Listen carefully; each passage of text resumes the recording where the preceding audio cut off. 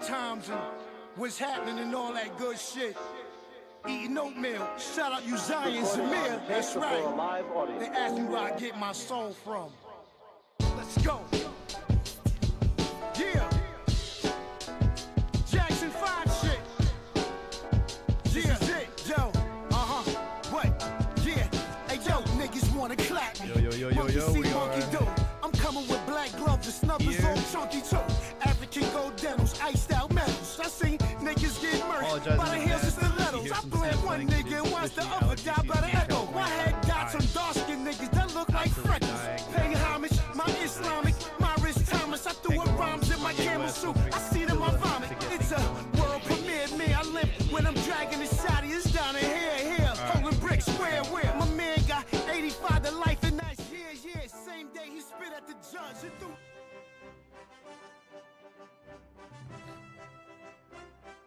Hello, everybody. Welcome to Cantina MX Football Podcast, episode 430.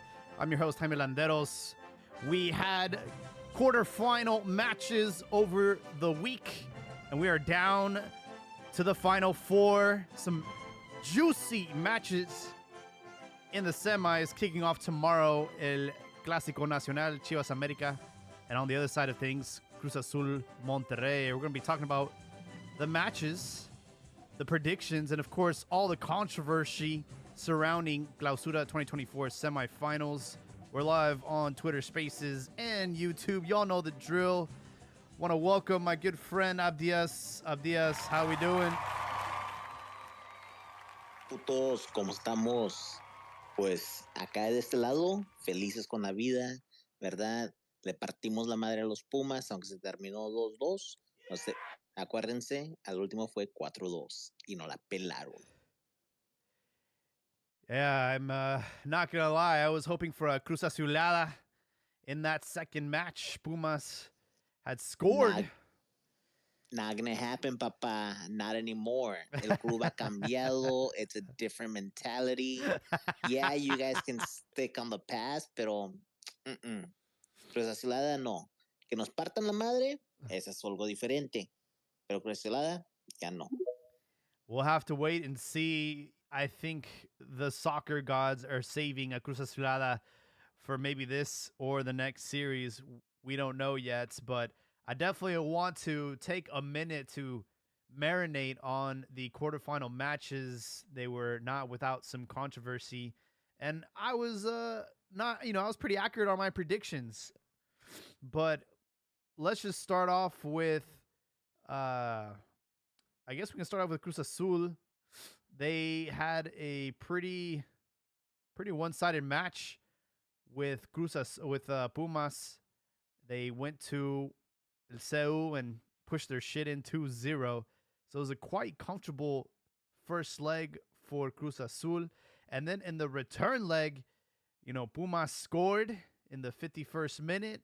And I was like, here we go. Game on. Here it comes. But in your defense, they came back. They equalized. Chino Huerta scored again. And in the end, it was a 2-2 draw, but in a global 4-2 and a well-deserved semi-final for Cruz Azul. That's exactly it, man. They put in the work. Now, one of the things is, if you notice the way the defense was looking, and I said it in the last pod, this defense, the way they look, no hay nadie que me dé miedo. La pinche defensa de Cruz Azul está sólida atrás. ¿Verdad? Sí, de vez en cuando ciertas cosas pasan. Es un pinche partido de fútbol. Eso siempre va a pasar. Pero con la defensa que tenemos hoy, ahorita, no mames, güey. Sea quien sea, estoy listo para el puto campeonato y todos me la van a pelar.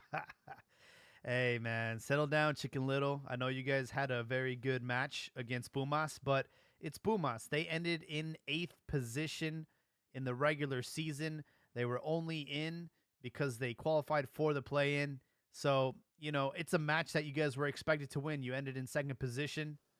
And I think you guys will face now a much tougher opponent with Rayados, who took care of business. I'm not going to lie. I thought Tigres might have been able to turn things around. But in the end, Monterrey, in the first leg, beat Tigres 2-1. Diego Lainez scored a golazo in that first leg. But Sergio Canales and Mesa scored 2-1. And in the return leg, Gignac was really the only one handling business for Tigres. It was a lackluster performance.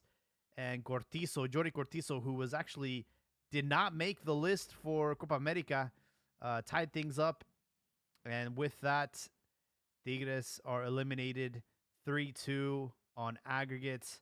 And I don't know, man. Is this the end of an era for Tigres? I feel like they're getting really, really old. Gignac's not getting any younger. Is this it? Is it the chapter's over for what was the most dominant team in the last decade? Neta, güey, like, yo creía que la batalla de los cogeprimos allá en el norte iba a estar mucho mejor. Yeah. ¿Verdad? Creí que iba a estar más competitiva. I thought it was going to be better. Y yeah, I think it is the end of an era that we're starting to see. I've been saying it for the last couple of pods. Se está haciendo viejo el equipo, güey. APG doesn't have it anymore the way he used to. Chingao. Mira, todos dicen que no valía verga porque fue Miguel Herrera el que lo dijo, ¿verdad? Y luego de volada se dieron vuelta y ganaron el próximo torneo. Pero se está haciendo viejo el plantel, güey. And like, it's time to refresh it. It's time to move things around. It's time to bring in new blood. So, unfortunately, I do think it is the end of an era. Like, I've been doing some thinking, and I was like, man, all right, cool. Like, I'm a Cruz Azul fan, right? Through and through. This is my shit. I bleed it. But yo, Cruz Azul sometimes doesn't make it all the way through. Who does? Like, who? ¿A quién me arde menos celebrar sus triunfos? And it's like, you know what? I think it's Tigres. I think it's Tigres. I can put it in there, and I can see it, and I can put that picture together of like, yo, bro, the club is getting old. Like, it's time for you guys to like start doing something. Otherwise, you're gonna get left behind in the dust. And I think a huge factor for Tigres is they did not have Noel Guzman. I think he is a protagonist on this team. And, obviously he was deeply, deeply missed in that goalkeeping position, especially in the Champions Cup. I felt like he could have been, because they did go to a penalty shootout against Columbus and got eliminated. I think Noel Guzman was definitely the missing factor in the defense. Well, let's be honest, man. He is one of the best keepers that we have in Liga MX. Right now, I'm not gonna go around and fucking see like, yo, he's a world class keeper, but he is a leader amongst his peers in Liga MX. All right, and you can't deny him that. Like las nahueladas que hace, like and everything else. Yeah, you have to give him that. Pero the fact that he gets in your head, he's decisive in those stops, those moments that you're like, how the fuck did he do that? Oh, because it's Nahuel and he's a keeper, and keepers are like half cat, right? They have those reflexes, they do those things. Yeah. So he's just that type of player, ways. Oh, did I lose everybody? Hold on. What happened? Hello, hello.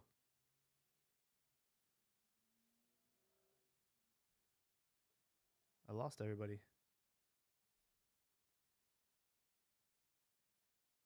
Quite a bit saying that he's my dad.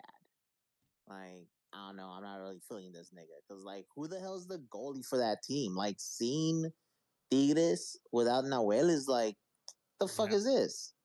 Yeah, it was like, where is he, man? Like, they need him. They need him bad. Even if it is just to piss off the other opponents or to get in people's heads, dude.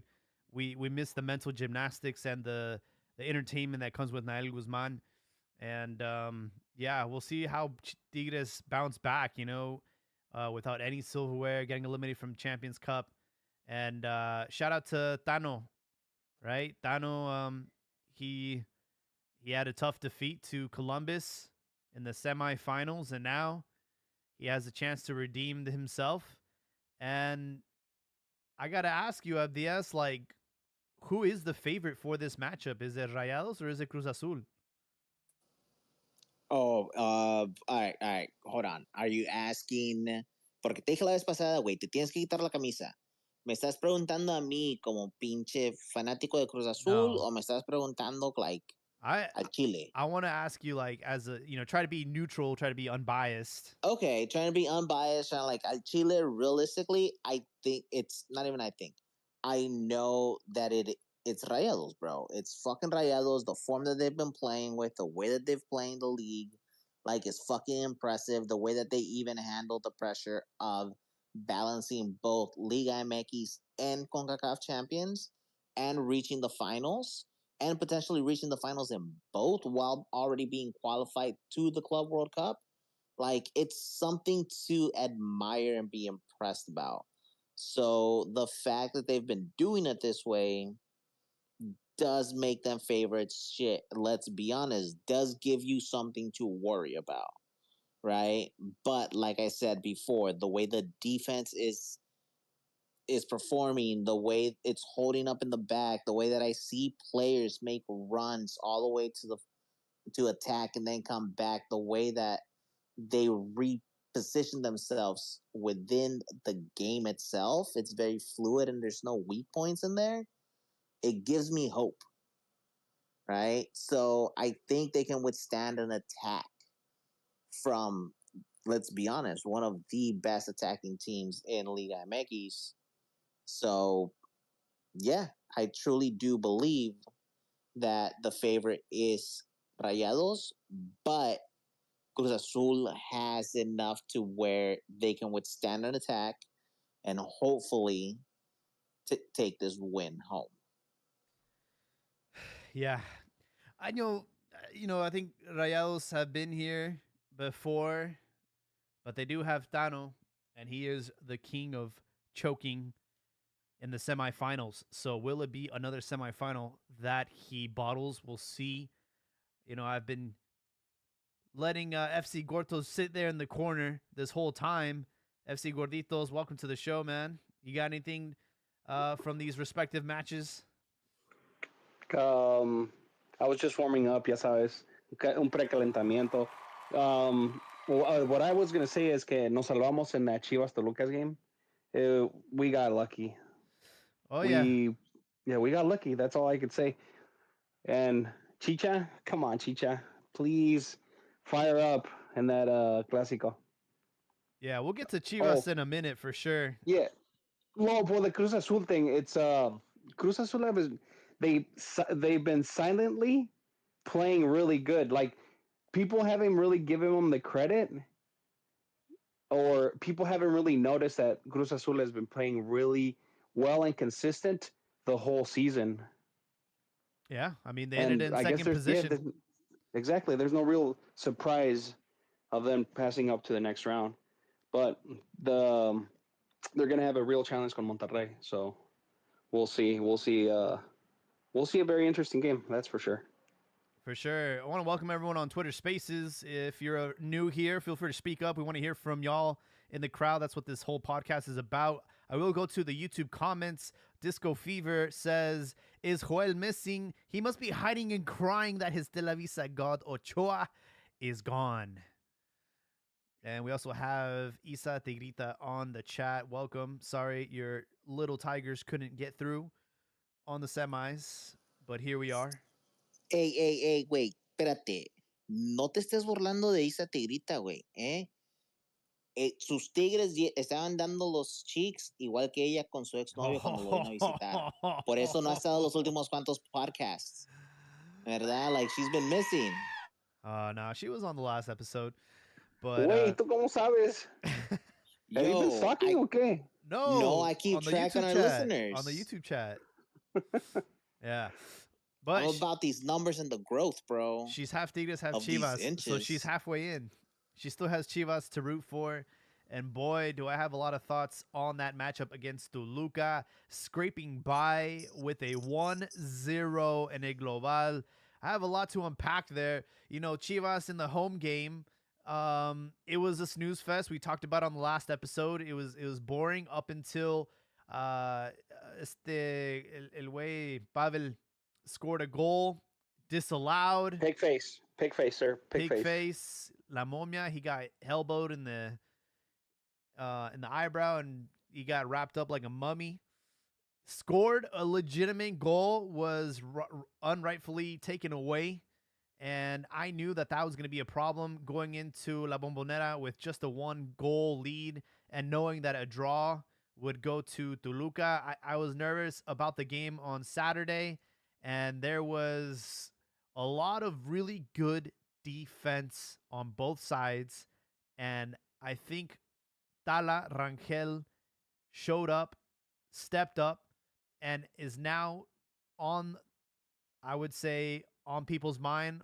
He's on this. He's definitely on the spotlight now, and one can even argue, I know everyone's pushing for Malagon to be the successor of Ochoa in the goalkeeping position for the national team, but they need to seriously look into Tala Rangel because he had an incredible performance against Toluca. He's the reason why we're going on to the next round, and he's young. He's 24 years old. He's got the height, and I'm really looking forward to his future on the national team. Hopefully, he'll get some minutes in these upcoming friendlies in the summertime, and of course, Copa America. But I'll be honest, I was not happy with the offensive side of things from Chivas. We made the decision to go with Chicha in the first leg, and it was the wrong decision. And Gago, for the return leg, decided to put Ricardo Marin, a little bit more dynamic, a little bit more energy. He tracks back. And even with that, we really weren't able to generate much offense. Everyone looks at that one play when Cade Cowell came in and Chicharito came in. Cade Cowell crosses the ball and gives it to Chicha, and Chicha just blows it over the post. It was a lot more difficult than it looks. He hit it with his left foot. He should have hit it with his right. It was bouncing. It wasn't as easy as people think it was. But, of course, everyone's going to scrutinize him and give him shit because that was really their only chance of the game. And almost like a novella, Alexis Vega, in the closing minutes of the match, gets the ball, puts it away, scores, takes off his shirt, celebrates like a madman, starts crying, all for that to be disallowed on an offside call. And I'll leave it there. I want to hear from you guys what you thought of that Chivas Toluca game and if that goal was offside or did Toluca get robbed? Dude, I've seen the replay a couple of times. Se ve que el Tiva, he se tropieza solo, and the other guy just taps the pass to Alexis Vega. That's when it just, the whole play itself is hilarious because everybody says, no, Tiva touched it. It seems like Tiva just se trompezó solo, and the other guy touched it. And it's just one of those funny plays. The whole Alexis Vega crying shit, oh man.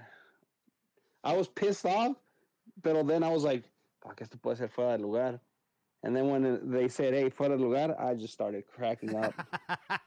I was like, No mames, güey, lo acuchillaron bien gacho. It was fucking hilarious, bro. ¿Sí o no? La cara así llorisqueando. Ay, por fin se noté a las Chivas. Fuck you, bitches. And then, nope, fuera de lugar. It was a beautiful moment. And then the memes that followed, Dude. No hay nadie más gacho, güey, que los mexicanos when they like meme the shit out of you. Because it's just savage, bro. Can we say it was Karma? Dude, le dijo pinche muerto a Ricardo Marin. Ricardo Marin, bro. Come on. And like it's fucking clear on camera that he's calling un pinche muerto. I know, le dijo pinche muerto, but man, I think Karma just kicked his ass. We have a comment from Game Off. Shout out to Game Off. He says, el partido de Toluca Chivas fue arreglado. La Liga MX ni siquiera es un deporte vergonzoso. ¿Ves? Por fin, alguien más que puede pensar más allá que, like, no mames, güey. Claro que iban a pasar, ¿para qué? ¿Para que nos den otro pinche América Chivas de la verga? Like, no mames, güey. ¿Cuántos de esos pinches partidos hemos tenido esta temporada? Oh, you guys are tired of it? We just getting started, bro. We just getting started. Yo, is this shit rolling on a stopwatch? So never fucking stop? Look, I saw like what they said on Spicy Soccer, and they said that regardless of who touched it, whether it was Diva or the Toluca player, it's still considered offsides. So I can sleep good at night knowing that we didn't, cheat our way into a semifinal. We were the underdog, right? We finished lower in the table, and it was all for Toluca's taking. They were at home. All they needed was a goal to get through, and they couldn't do it. They couldn't score in 2 games in 180 minutes. So they can go fuck themselves. We have some of the best defense in the league. We're on a great streak, and we deservedly are in the semifinals against America. And what a setup that is. Obviously, we faced each other quite some time this season with the 2 games in the Champions Cup, and then the regular season game. This will be games 4 and 5 for the season against Chivas and America. And honestly, going into that match, everyone can say easily and confidently that America is the favorite, despite the disgusting, pathetic excuse of a performance they had with Pachuca. We obviously talked about the first leg where Pachuca was unable to capitalize on those goals that they missed out on in that first leg, 1-1. And in that second game, Pachuca scored off a terrible mistake defensively. And it looked like everything was going as planned. Pachuca eliminating America again. But of course, the referee decides to add 8 minutes of stoppage. No, it was until America scores. And that's exactly what happened. 94th minute, Julian Quiñones scores and gets America through to the next round undeservedly because there was a throw-in that the linesman blew just a second ago, and it should have gone to Pachuca. And had that been the case, I think we'd be looking at a Pachuca in the semifinals instead of America. But we have our number one America fan joining us. Ron, welcome to the show. Maybe you can give us some perspective on that Pachuca America game. You're on mute, by the way. I know you're drinking haterade. I know, but if you look at the game, and just look at the game and see it for what it is: 2 games, 4 halves. Pachuca basically played, they played very good in the first first leg, and the first 45 minutes they were almost nearly unstoppable. I said it at the last podcast, but the second half it was basically pretty much America took control, and then in the return, America took control of the game. So not only did America advance because they were just a better team throughout the whole 2 matches, but also because it pays to be a higher seed because that's the format, and that's they did well. To America's credit, all they needed to do was play for the tie, and they didn't. They tried to go for the win. And to Pachuca's credit, they even when they had the early goal, they didn't sit back. They tried to play for the win, and that I like it when teams do that. Even and I think that's one of the good things that all the teams have done so far in the Liguilla is that they've tried to play to win, and that hasn't always been the case. But again, that the play that you talk about where whether who was it? I think it was Fidalgo, and the Pachuca play. Yep. The one that led to the goal. There's two angles, 2 feeds that I've seen where you actually see that it did not come from the America player, but the Pachuca player. But even like let's say for the sake of argument that the ref did fuck it up. We're talking about what 100 meters. The game, the foul was 100 meters. Way back when. Come on. You can't fucking really seriously it's say the that. Butterfly effect. You give that ball to Pachuca, and who knows what ends up happening. We won't know because America got that call. And I just want you to acknowledge that out of the 4 semifinalists, you guys were the only ones that were unable to defeat your opponent in 180 minutes. You got through on a tie. We talked about it last episode. It pissed me off that a team gets through on a tie. You fight to death, bro. You fight to death. I called him out on it, bro, and all he does is deflect, and then it's just like, nah, bro, you can't close out a game, right? So then you bitch and moan about certain things until the rules get changed. And guess what? Even under those circumstances, you can't close out at home, and you're about to get eliminated. So therefore, the refs have to be like, yo, no, you it's act like this until is they only win. Let's give them a whole 8 fucking no, minutes. no, no, no, no, no, no, no, no, no, no. This whole adding extra, minutes of 8 minutes, 9 minutes, 12 minutes. That's actually kind of been a new phenomenon. Going back like the last 5 years. That wasn't always the case. All No, right. mames, wait. But the normal is that they No, add no, no, no, no, 5 no, no, to 6 no, no, no, minutes. no.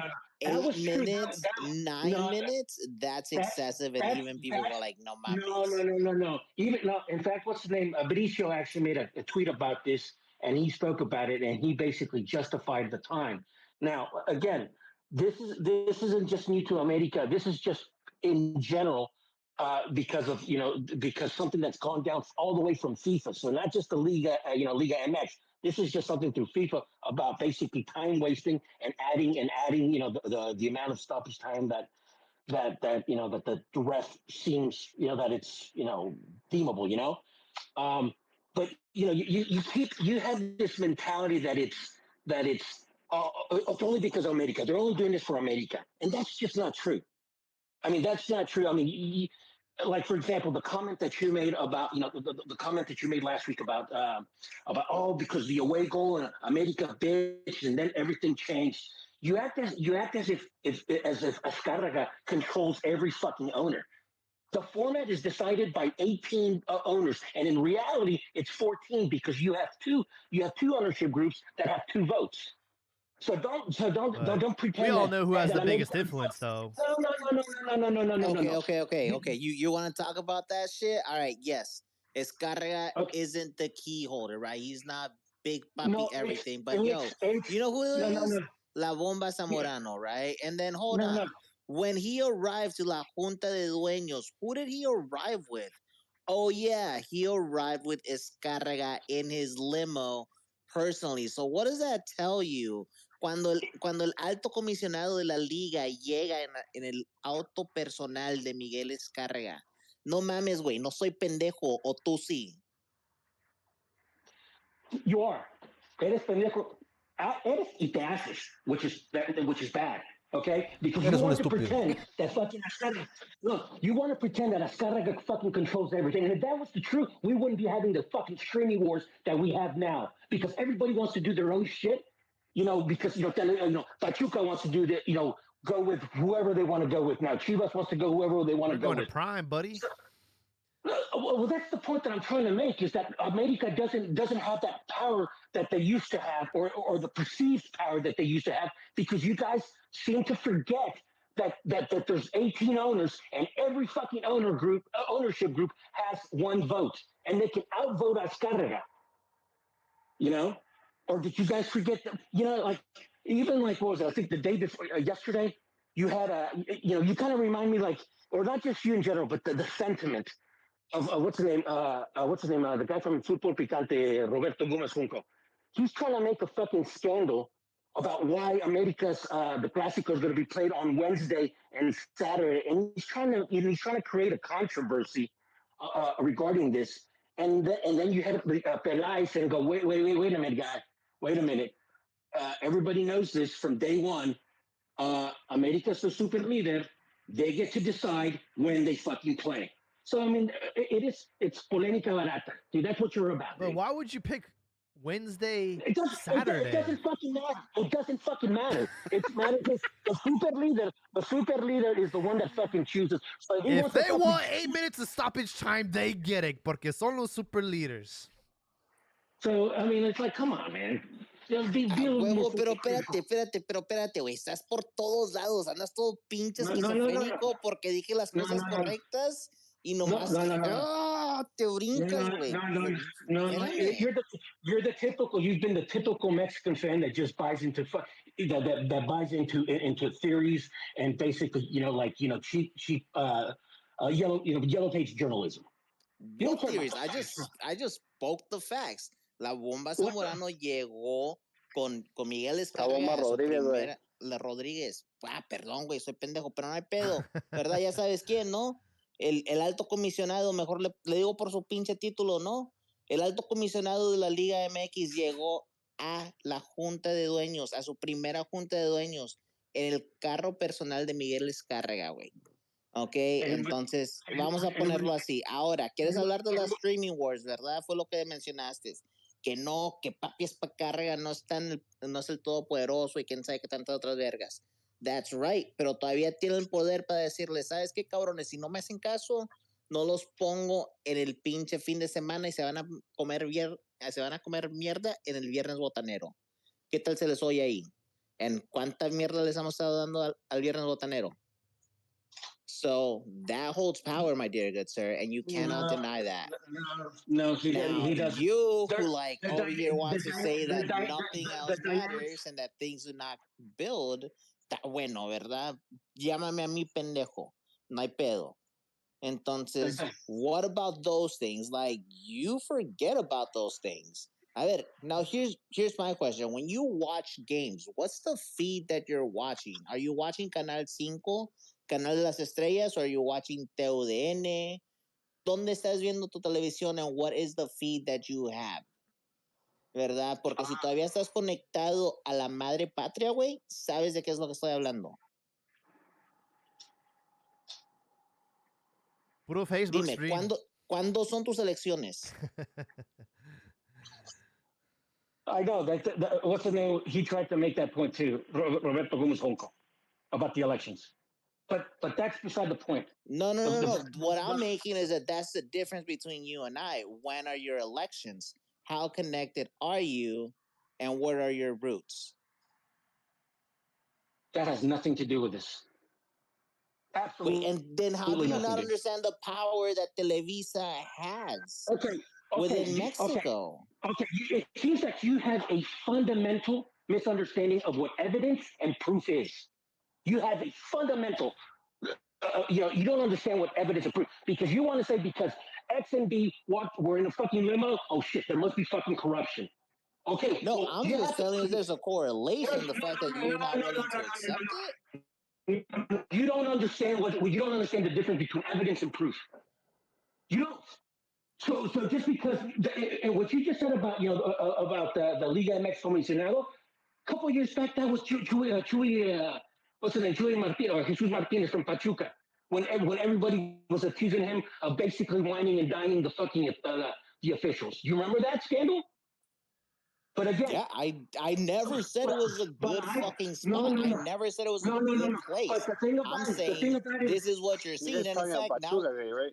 But everything. And hold on, and now you're talking about pre-corruption in the role, and yet you're dismissing anything of potential corruption. Come on, bro. No, you have Glass to prove houses. It. You have to prove it. Yes or no? You can't just speculate. You're no better than Jose Ramon or what's his name, David Faitelson, who have made a career on speculation without ever proving anything. They've never proven anything in 30 years. And one of the reasons, and the guys that know me, I've said this many times, the Mexican fan is one of the stupidest fans in the world. Why? Because we have a stupid press. Because they're not critical. And that's what I said. You want to accuse them, fine, but where's the proof? I need the proof. I don't want evidence. You can say, they had lunch together at a Miami resort. Okay, but what did they talk about? What did they do? I need proof, or else nothing matters. But it's too many coincidences, Ron. No. Well, one thing after if you want to say that the optics look bad, I can concede that because sometimes optics matter. But the thing about it is, if you're going to accuse somebody, you need them dead to rights, dude. You need concrete proof. A meeting that they rode in the park together. Oh, Jesus Christ! Come on. Yeah, we need. Yeah, you're right. We do need the proof, the evidence, whatever you just said. But, Senor, tell me, what is the accusation? Well, no, the accusation that you made last time, oh, America, because they complained about the away goal, and then next thing you know, the next season, the next season they changed the ruling. No, they didn't change the ruling because America bitched. They changed the ruling because there was an overwhelming majority of the club owners that voted for it. That's how it works. If you read the FMF bylaws, you know how it works. I mean, it's like in many ways the MFF is kind of like the they have the league owners. It's almost kind of like the NFL where you have a Roger Goodell and stuff like that. But Roger Goodell is he's there because of the 30 whatever owners that put him there. But in this particular case, every organization, every first division team has a vote. So whether they send a president, whether they send a yerno or whoever, but whoever votes is going to vote in the best interest of that franchise. So, I've told you this. Televisa, they're one of the more powerful groups in Mexican football, but they don't control it. They don't have that juice anymore.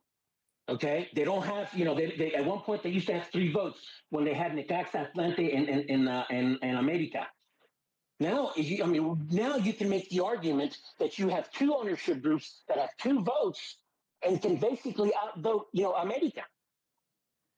You have like Grupo Pachuca and the other one, Grupo Orlegui. Caliente, ¿no? También. Oh, yeah, actually, you're right. So Yeah. if they wanted to, they could fuck over Grupo Televisa any day they wanted. But the reason they don't is because they still see the value that Televisa has, especially with those ties to FIFA, those ties to CONCACAF. I don't know, man. You just like you keep digging at it, and I say thank you because you just keep making my point, right? Oh, You're and what team is talking that? What team is about that? like Televisa doesn't have that juice anymore, right? Like they're no longer that big daddy, so they don't sway their votes as much. They They have control. do They now are that powerful, but they are powerful. I don't deny that. now, like you I said, just that said that. high commissioner role, right? That Roger Goodell, who gets voted into place? Who gets put there? By whom? How And does then to how your does one? first owners meeting. No, Yes. you're Roger Goodell figurehead, right? Like that person that you're speaking That's about. That's Mickey. What's in the Liga MX president? But Mikel the Arriola. thing, No yeah, mames. yes. Who puts him there?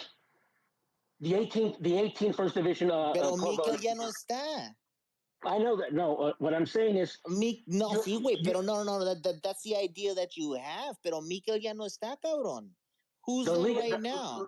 the Liga MX president, the Es Liga La MX president. Bomba. Is La Bomba, who's just who I spoke about, right? So okay, cool. That's your Roger Goodell. It's no longer Mikel, now it's La Bomba.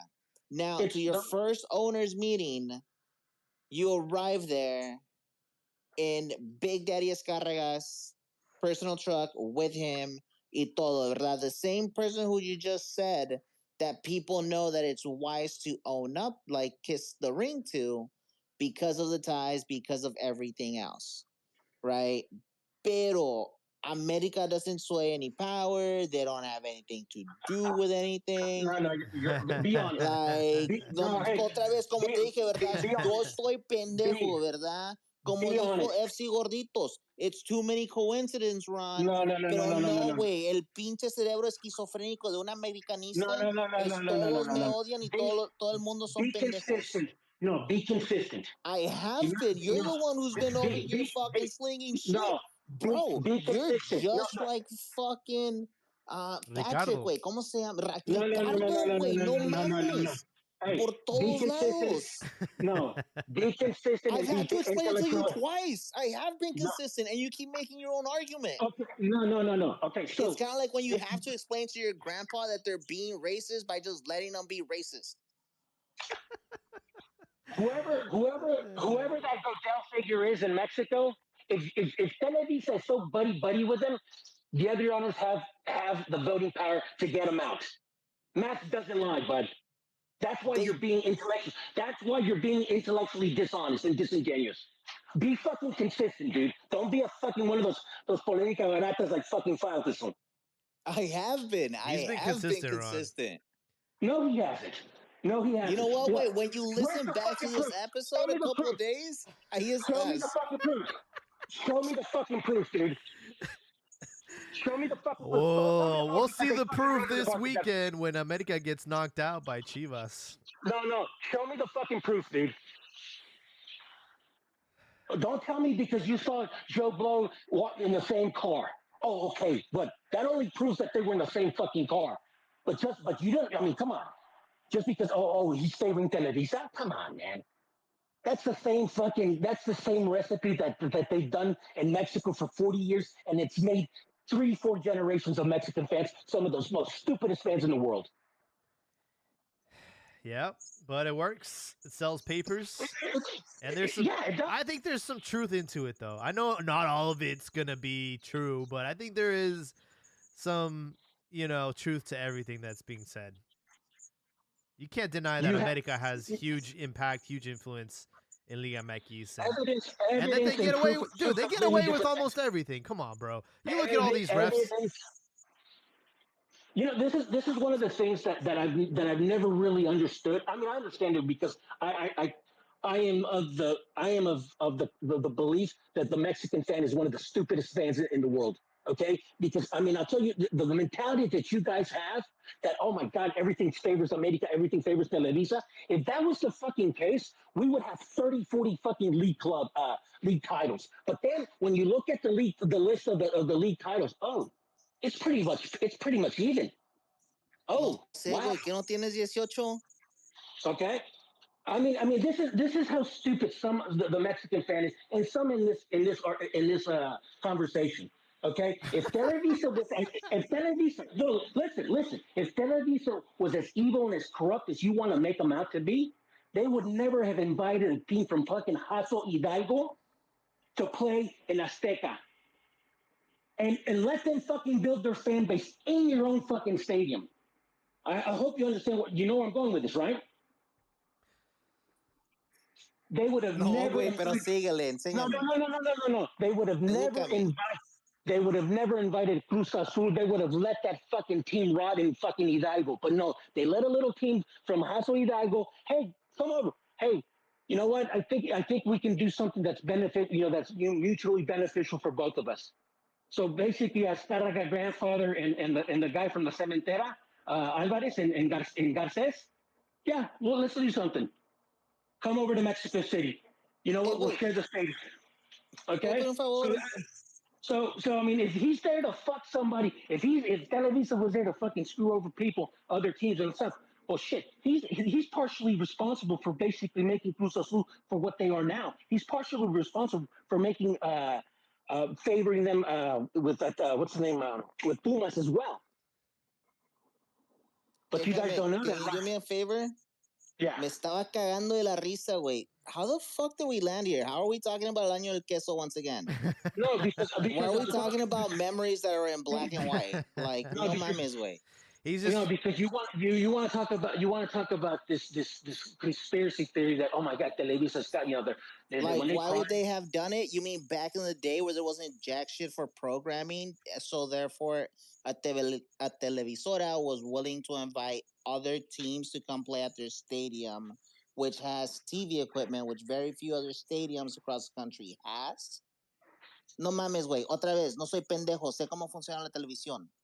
Like okay. marketing, televising, you need to fill your airtime, right? You want to become the people's network. Why not host more games? We've seen other countries do it with sport washing. Like, why would you not do that? You would be stupid to not do that. Well, apparently, the Mexican fans for the last, for the last 50 years, and even the newer generations, think of these damn wild conspiracy theories, and they're set up by basically, what's his name, Jose Ramon, but he wasn't the first one to do that. He was just really the one that just kept at it, of adding these, wild, conspiracy theories and stuff like that. But like I said, I'm going back to what we the thing about you were saying about America basically getting favoritism for this. Come on, that's just bullshit. That's just not true. Hey, Ron, You but know, Americanistas love that narrative, the whole Odiame Mas narrative. So Just embrace being the bad guy, Ron. exactly. And accept the fact that you couldn't beat Pachuca in 180 minutes, and you're only through based off your regular season performance, but you did not defeat Pachuca, and that is doesn't shameful. matter. The league format allows for that. And America is not the first team to advance that way, and they're not going to be the last team that are advanced that way unless the format gets changed. And you wouldn't have gone through if it wasn't for 8 gracious minutes that came out of nowhere. Where the hell do you get 8 minutes? I don't know. Yes, the added time. The added time has something that's been going on for the last 5+ years. Where it's like it used to be. Even if you made, because keep in mind, when did they? Before there was just 3 substitutions. When did FIFA allow multiple? More than 3. COVID. Okay, so there's your answer. Yeah, but nobody got 8 minutes this weekend, dog. Only No, America. but I'm just saying that it's not uncommon to see this. Oh, When it's every not team uncommon makes. to see with America games. Yeah, I agree. No, come on, no. It's all No, good. hold on. Hey, espérate, ¿sabes qué, güey? I'm gonna step in right here, and you know what, Ron? You're right. You're right. I'm gonna jump in on this one. I meant that was out of line. It's not just America games. You see it in must-win games. Remember, we saw it in Mexico when we had to qualify. Y dijeron, no, güey.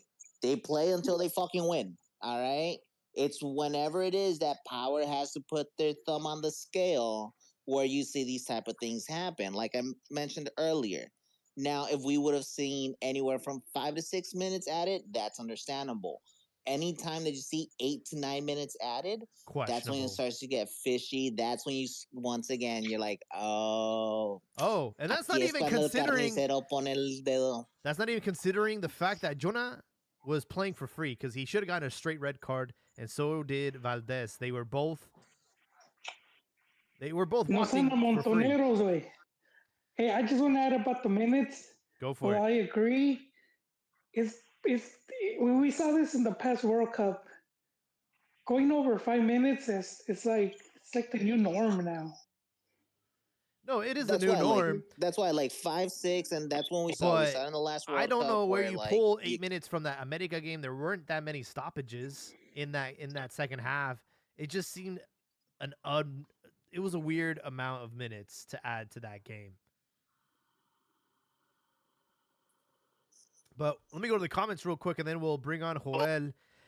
Jesus Garcia says, America Águilas. He said, it's okay, Ron. Let your team do the talking. Where is Ricardo? He's Ricardo's puppet, pulling strings from his ass. That's why Ron's always mad. Shout out to Chuy Garcia on the YouTube comments. Joel, welcome to the show, man. Hey, what's up, gentlemen? Glad to be back. Yeah, man. Because I'm late to the wrestling of for Ron. Not really, says. It's an inside joke.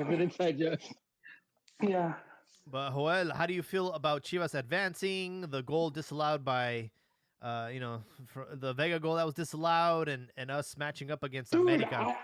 I was watching the second half because I was at work, and around minute 77th, I think it was. It was like in the 70th when Kate Cowell does that good run down the side. Oh yeah. And Chicharo misses like open goal. And then there's another play. There's another play that Chivas fumbles shortly after. Is it Pachicha pass to Kate Cowell? Yep. I think so. Another it's like, dude, you guys could have scored 2 goals right there. Like when you're missing these types, it's when you end up paying for it. And then sure enough, Alexis scores, and I was like, oh shit. and then I couldn't see the game. I had to do some bullshit, and I come back around the 90th minute. I was watching it through the Univision app, and it said 0-0, and I was like, what the fuck? I was like, is have they? I thought maybe they hadn't updated. And by the time I logged on, the game was over, and it seems like it ended scoreless. So I don't really, I didn't get to see like the whole goal for like the Vega play and all of that. I missed it. But you didn't miss I the missed that. memes. The memes were so good. Yeah, for Chicharo, yeah, he's getting ripped. He's getting ripped apart. Um, People keep forgetting he wasn't at 100. He was not going to be at 100. Most likely, he still isn't. Uh, and that's just the risk Chivas took because they need to have players of that caliber that are that um, the type of players that even people that don't follow soccer they'll know who he is or have heard of him. I think that's So, something so, Chivas like. Yeah, so you're saying JJ is lower on the pecking order than not the pecking order, but yeah, both of them no, estaban yeah, injured. pecking order. Which one of them is in better playing conditions? Yeah, I guess. I don't know, dude. That's the whole thing. It's hard to know. That's like when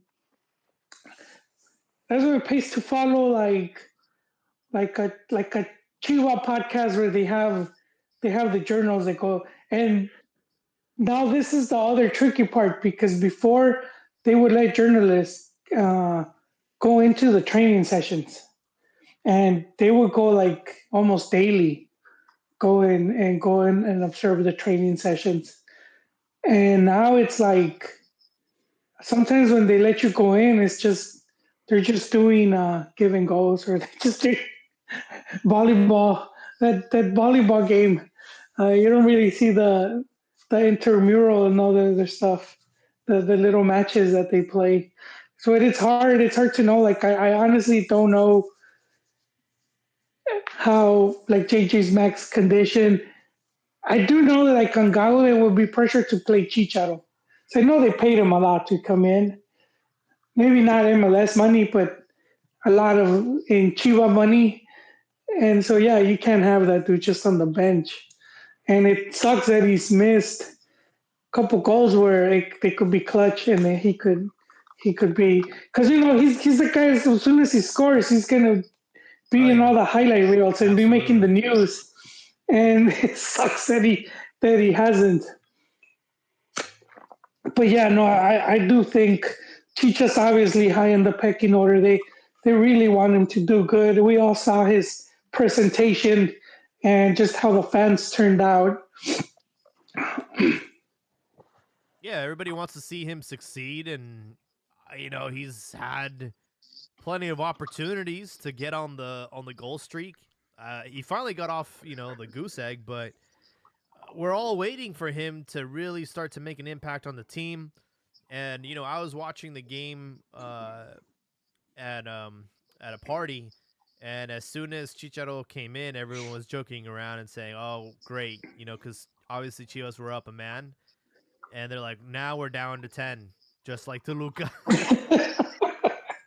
Yeah, like just thinking of the strikers, it's like Chivas is cursed. They someone put a curse on Chivas, dude. They stole their goal scoring mojo because they had to let go Alexis for a lot of reasons, but he was underperforming, and then he goes to Toluca and he has a good season, and and then you have at the club you bring back their iconic player, a historical goal scorer for Selección, and and overall, just Mexico, just how many goals he scored in Europe, and he can't, he can't get it up, and then you have JJ Mack, who's Yeah, like fuming on the in line bench. to, but also like in line to be at least to match like Henry or Oribe, to kind of match those guys within Liga MX. But he's just plagued with injuries and he just can't. And Even You the know yeah, what, dude there bro? was You're giving him way too much credit. If anything, JJ Mack can grow to be a great Diego Lainez. I don't even think No, that. well, But different type Yo, players. Linus has but- championships. All right. Well, how know, many championships does JJ Mack have? Like, how many No, consistent minutes is he Una getting? No, Copa but MX, goleadores. una We're Copa just talking MX. about goals scored per season. That's what I'm going for. Because JJ Mack had that great season at Leon. He showed he could be, ball out. he could get that. Yeah, he could get those numbers. Um, and then you had the other Chiva striker, the guy that was also like he, the prince that was promised. The Chevy, was it Chevy Martinez? Was more like, and he just injured. It's more like Kremlin. What was? I don't think you guys remember the Kremlins. Pacer, the Yeah, Pacer Martinez. he's been given a tough hand because he came back, and then we decided to get Chicharo, and that absolutely destroyed any opportunities. And he kind of like got back into the team, then he just been absolutely erased from the team. And Wasn't this also? there's rumors of him Well, no, you leaving. said it erased. Well, yeah, you said it erased because I was gonna say, yeah, it seems like Gago, he's just not one of Gago's favorite players. Because So yeah, what's up? They said, or Jesus Bernal said that he's not on the list to go to the game tomorrow. Damn. Yeah.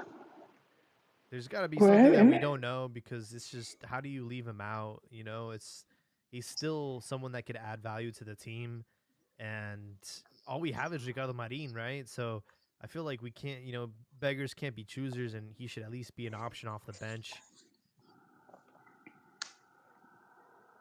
But I think with Chicha, one thing that's been a universal truth with him throughout his career is he's only as good as the service around him. And we've seen him struggle when he doesn't get any service, when he's on an island. He's not someone that can create something out of nothing. He needs that passing. He needs players that are going to be able to see the runs that he's making and like laser those balls to him. And I just feel like he hasn't been in sync with the rest of the team, and we haven't had too many like playmakers as well. So he's on an island, and he's not effective when he's on an island.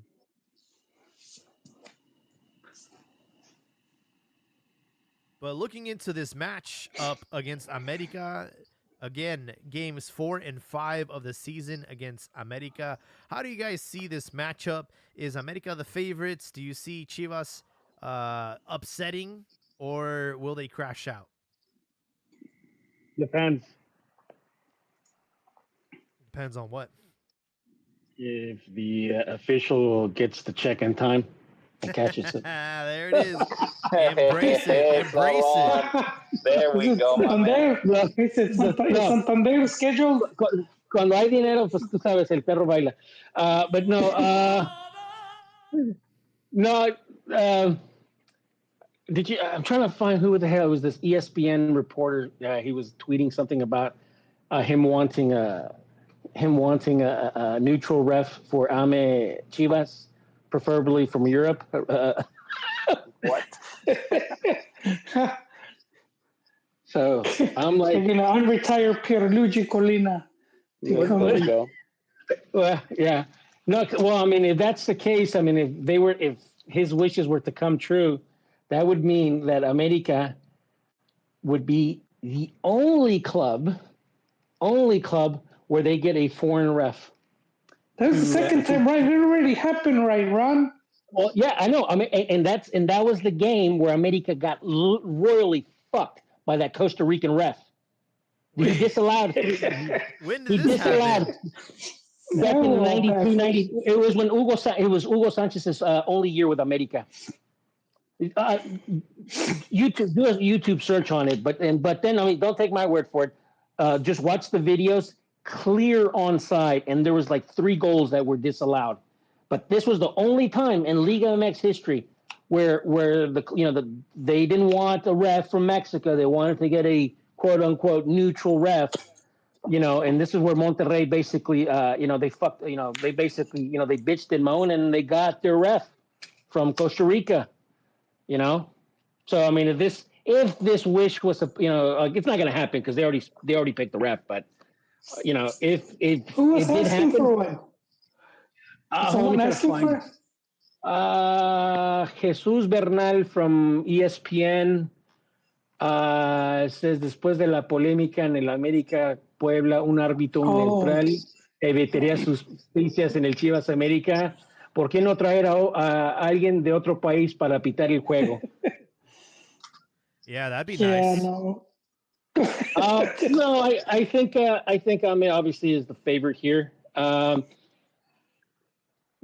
of the things that I mean, Pachuca was able to expose to a certain degree America, even though America has a better team per se. That youth, in the fast, those players were very fast, and they were able to maintain high pressing for a long time. Chivas ain't about that.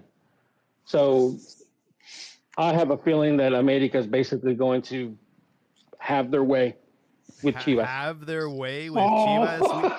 Bro, we haven't conceded. It wasn't even an ass whooping that you gave us in the Champions Cup, but no condom, no lube, just nothing. After the Champions Cup elimination, Chivas had been winning. It was like you guys beat the shit out of us, and it cured us, and it sparked something. And I feel a lot more confident in this semifinal than I think America should, because you guys are the favorites. You guys have everything to lose. You guys are the champions, right? So it would be embarrassing. And I feel like the pressure's on y'all, not us. And for the past couple of games, America hasn't seemed invincible like in the beginning of the season. They're how do I say it? You're right. After the Gatito game, the Pumas game, they seem to they're on the down. Yeah, they seem to have slowed down there because for a while they seem unstoppable. Unbeatable, yeah, exactly. But the thing is, I mean, yes, I'll be the first one to admit that after the Pumas game, they kind of they hit a little rough spot. But like I said, I mean, even though America didn't win against Pachuca, I think they were able to take control of the game. And I mean, as long as you're able to take control of the game, and I think that works in your favor. I mean, I know that America is the favorite; they're the super leaders and all that type of stuff. But I just don't see. I don't think that Chivas has the depth to go 80 minutes or 180 minutes for two matches. I think I think this, like I said, I think this is where Chivas is basically going to get exposed and get exposed hard. Mira, así es como va a ser, ¿verdad? Vino tu papá a la casa, estaba pedo y te partió la madre, ¿verdad? Nomás por la gracia de que se despertó tu mamá y dijo, no, deja al niño. Te salvaste, ¿verdad? Y ahora es el próximo día, vas a ir a la escuela y ves a tu amiguito, ¿verdad? Es a ese güey que pendejeas cada vez que lo ves y ahora le vas a hacer lo mismo. Eso es lo que va a pasar, ¿verdad? América va a pendejear a las Chivas en todos los pinches 2 partidos y les va a partir la madre. Ahora, don't worry, bro. I'm gonna risk a Twitter ban, and I've been working on this like beautiful folder of the things that America does to Chivas, and I'm gonna post a couple pictures out there just so that you guys can see what it is that America did to Chivas by the end of this series. So you want America in the final instead of Chivas? Oh yeah, I want that rematch, bro. I want the fucking blood. Come at it, puto. America Cruz Azul. They're just gonna embarrass you again. Why would you want that? Why would you? It's not gonna happen. Oh, it's not, bro. You want another 2013 rematch, dog? I do. I want it. I'm here for it. Like it's a 10-year that's anniversary. It, bro. It's like la risa, but yes, bro, it's written in blood. It's you guys time. are renouncing your vows again. You guys are renewing your vows again after 10 years. You really want America in the final? I want it. Oh, I dead ass do, bro. today I took a break from work and I was like, I'll be honest, I was taking a smoke break and I was like, you know what? It's been a good liguilla. Shit's been going good. I want Ame for the final. It's time, bro. It's fucking time. Let's go. Because if we beat the shit out of Tigres, out of Rayados, and of course, América va a pendejer a las Chivas como siempre lo hace. Like I said it in the last pod, it's not even a fucking competitive game anymore. El Clásico Nacional ya no es ni verga. So therefore, come on, bro. Ame Cruz Azul at the final. Let's fucking go. Sounds like Stockholm syndrome to me.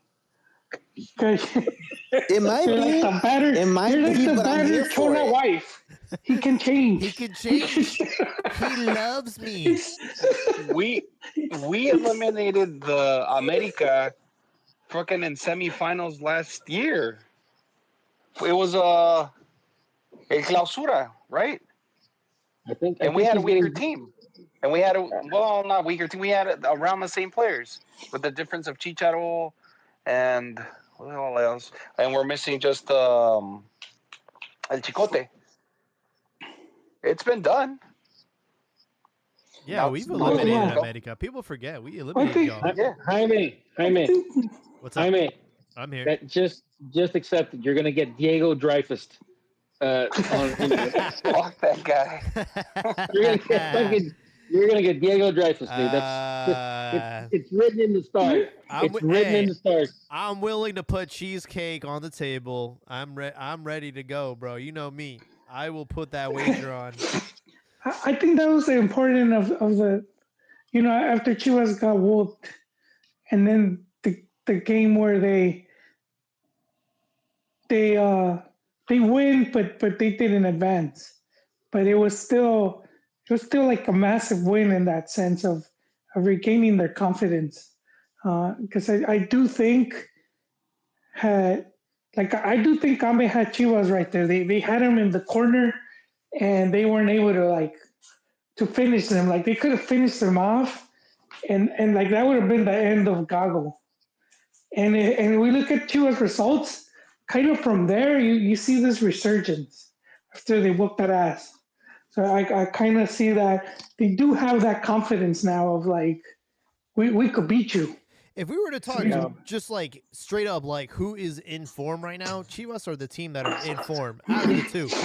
But obviously there is that psychological aspect to this matchup and the consistency that America has had in the regular season. We just haven't seen it for almost a month. I mean, your last victory was against Puebla, and that was in April. We're in May now, dude. So, I think that going into this matchup, it's not going to be the same thing that happened in the Champions Cup. This is a different Chivas.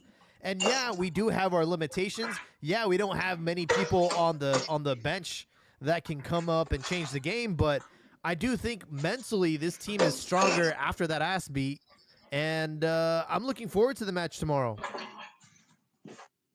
The only way American can fuck this up is if America's directiva basically hires Diego Dreyfus to give pep talks to the team. That's the only way I can see this happening, because honestly, it's in the bag.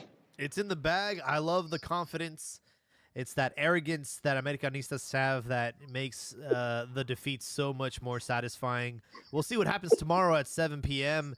I don't agree with them choosing that schedule. I would have loved to see this on a Sunday night, and instead we're going to have to do it on Saturday, which is fine.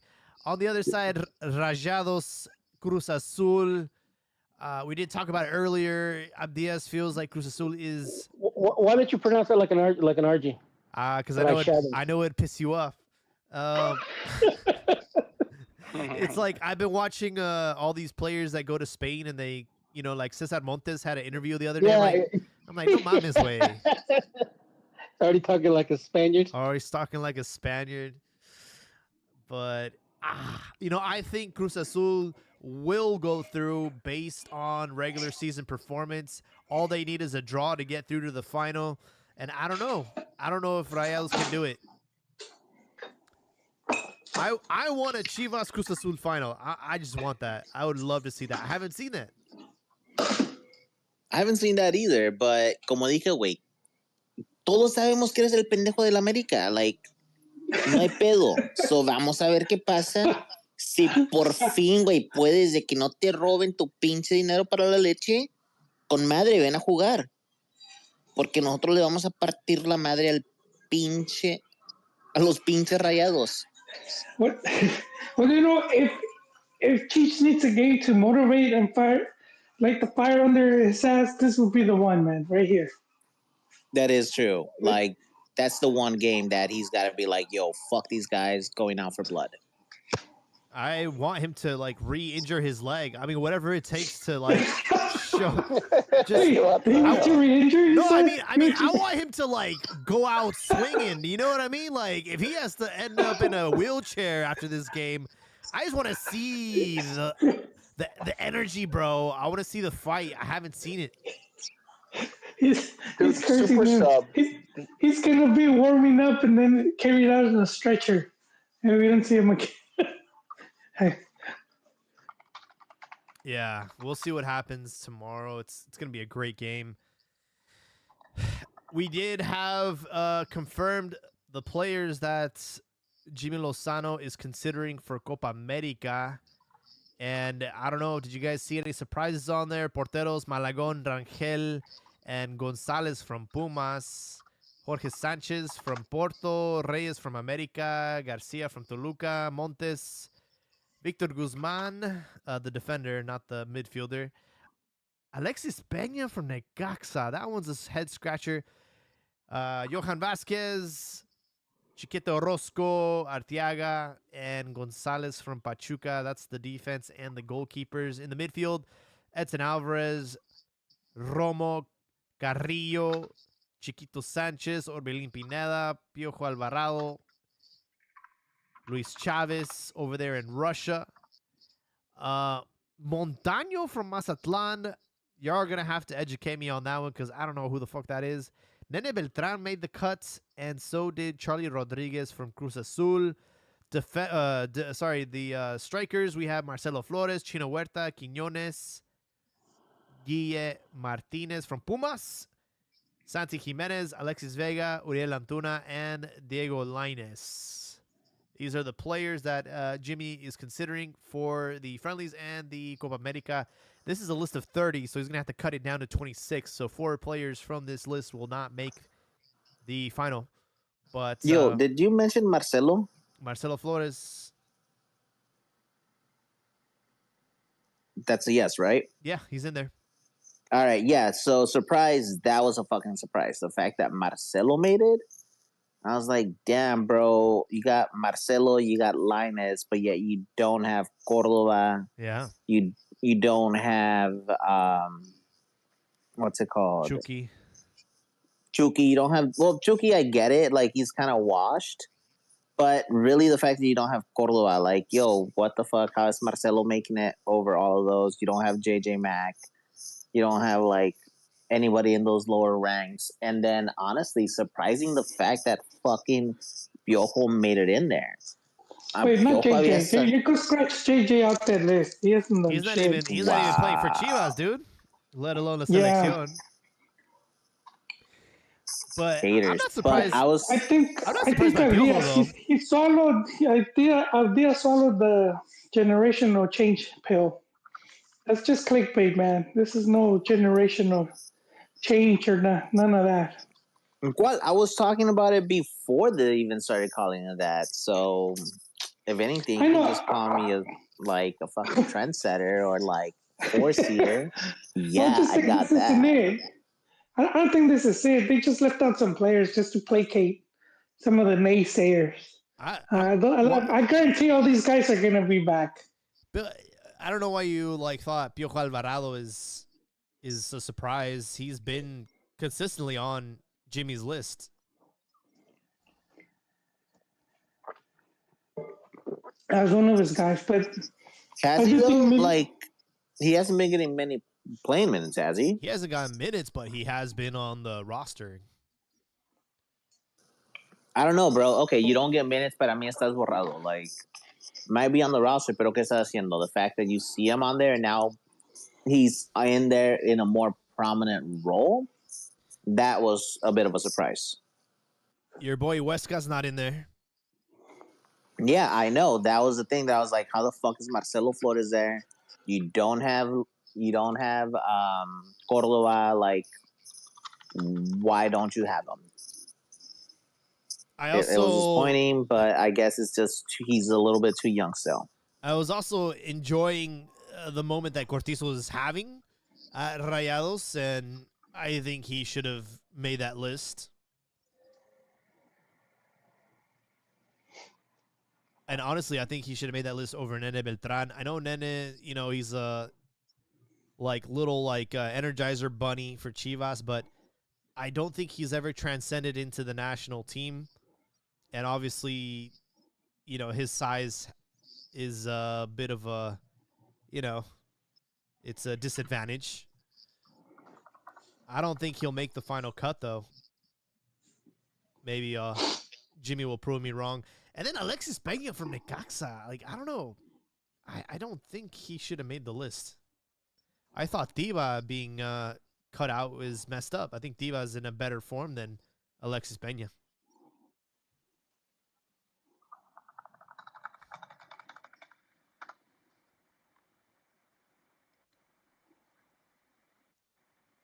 Neta, güey, yo no sé. Like, yo sé los de mi rancho son a los que le he estado poniendo más atención. So Charlie's been playing a really good game. Proud of him. Antuna has also been playing really well, although he missed a fucking clear shit shot on goal. That was a tough this pass, weekend. Though. That was a tough pass. It was a tough pass, bro, but it was right in front. Like, it was bouncing all over the place. I get it, but no mames, güey. Like, it was one of those where it was harder to miss it than to, not put it in. And he fucked it up. I also want to, pick a bone with everyone that's, was bitching and moaning about, oh, we always call it the same players, and finally Jimmy does something different, and people are still unhappy with the final list. It's like, dude, you can't.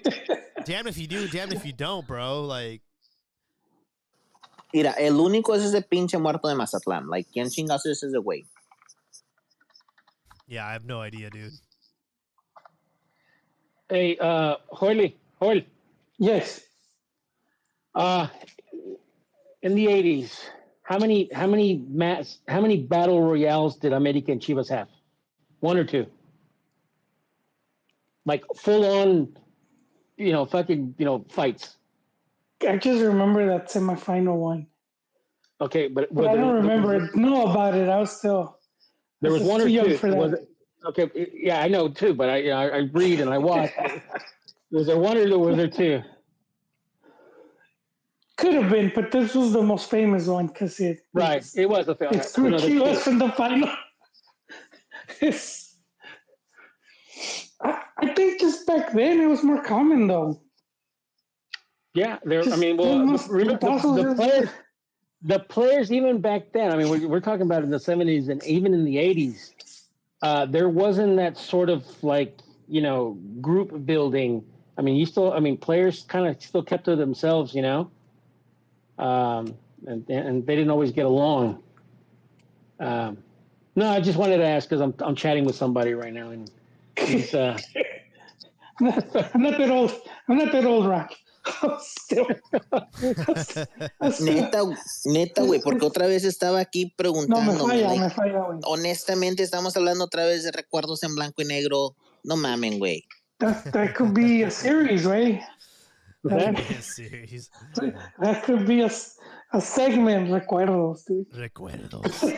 Recuerdos en blanco y negro. Back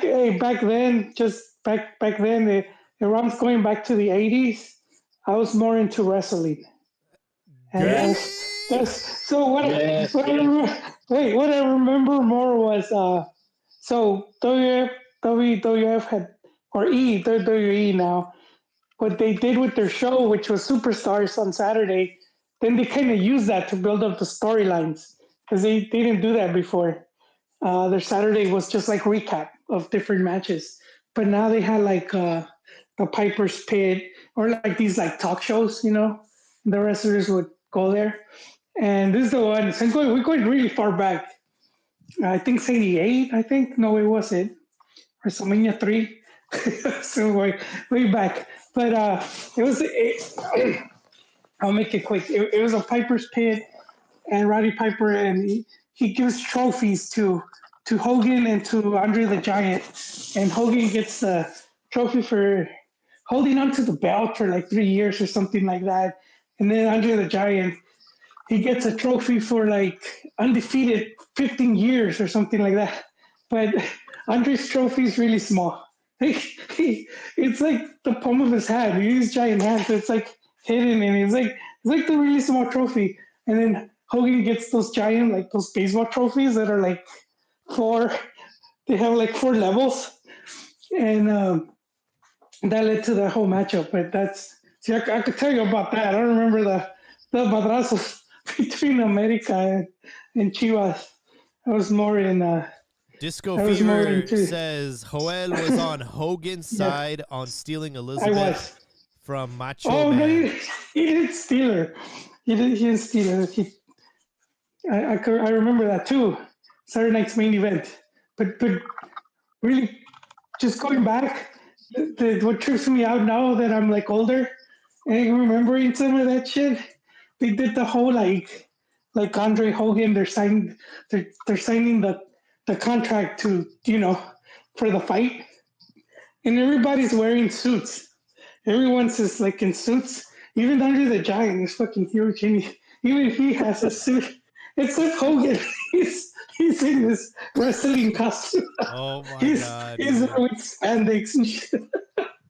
I was like, but I can't even think about that. Like this dude shows up anywhere, just like in his wrestling gear.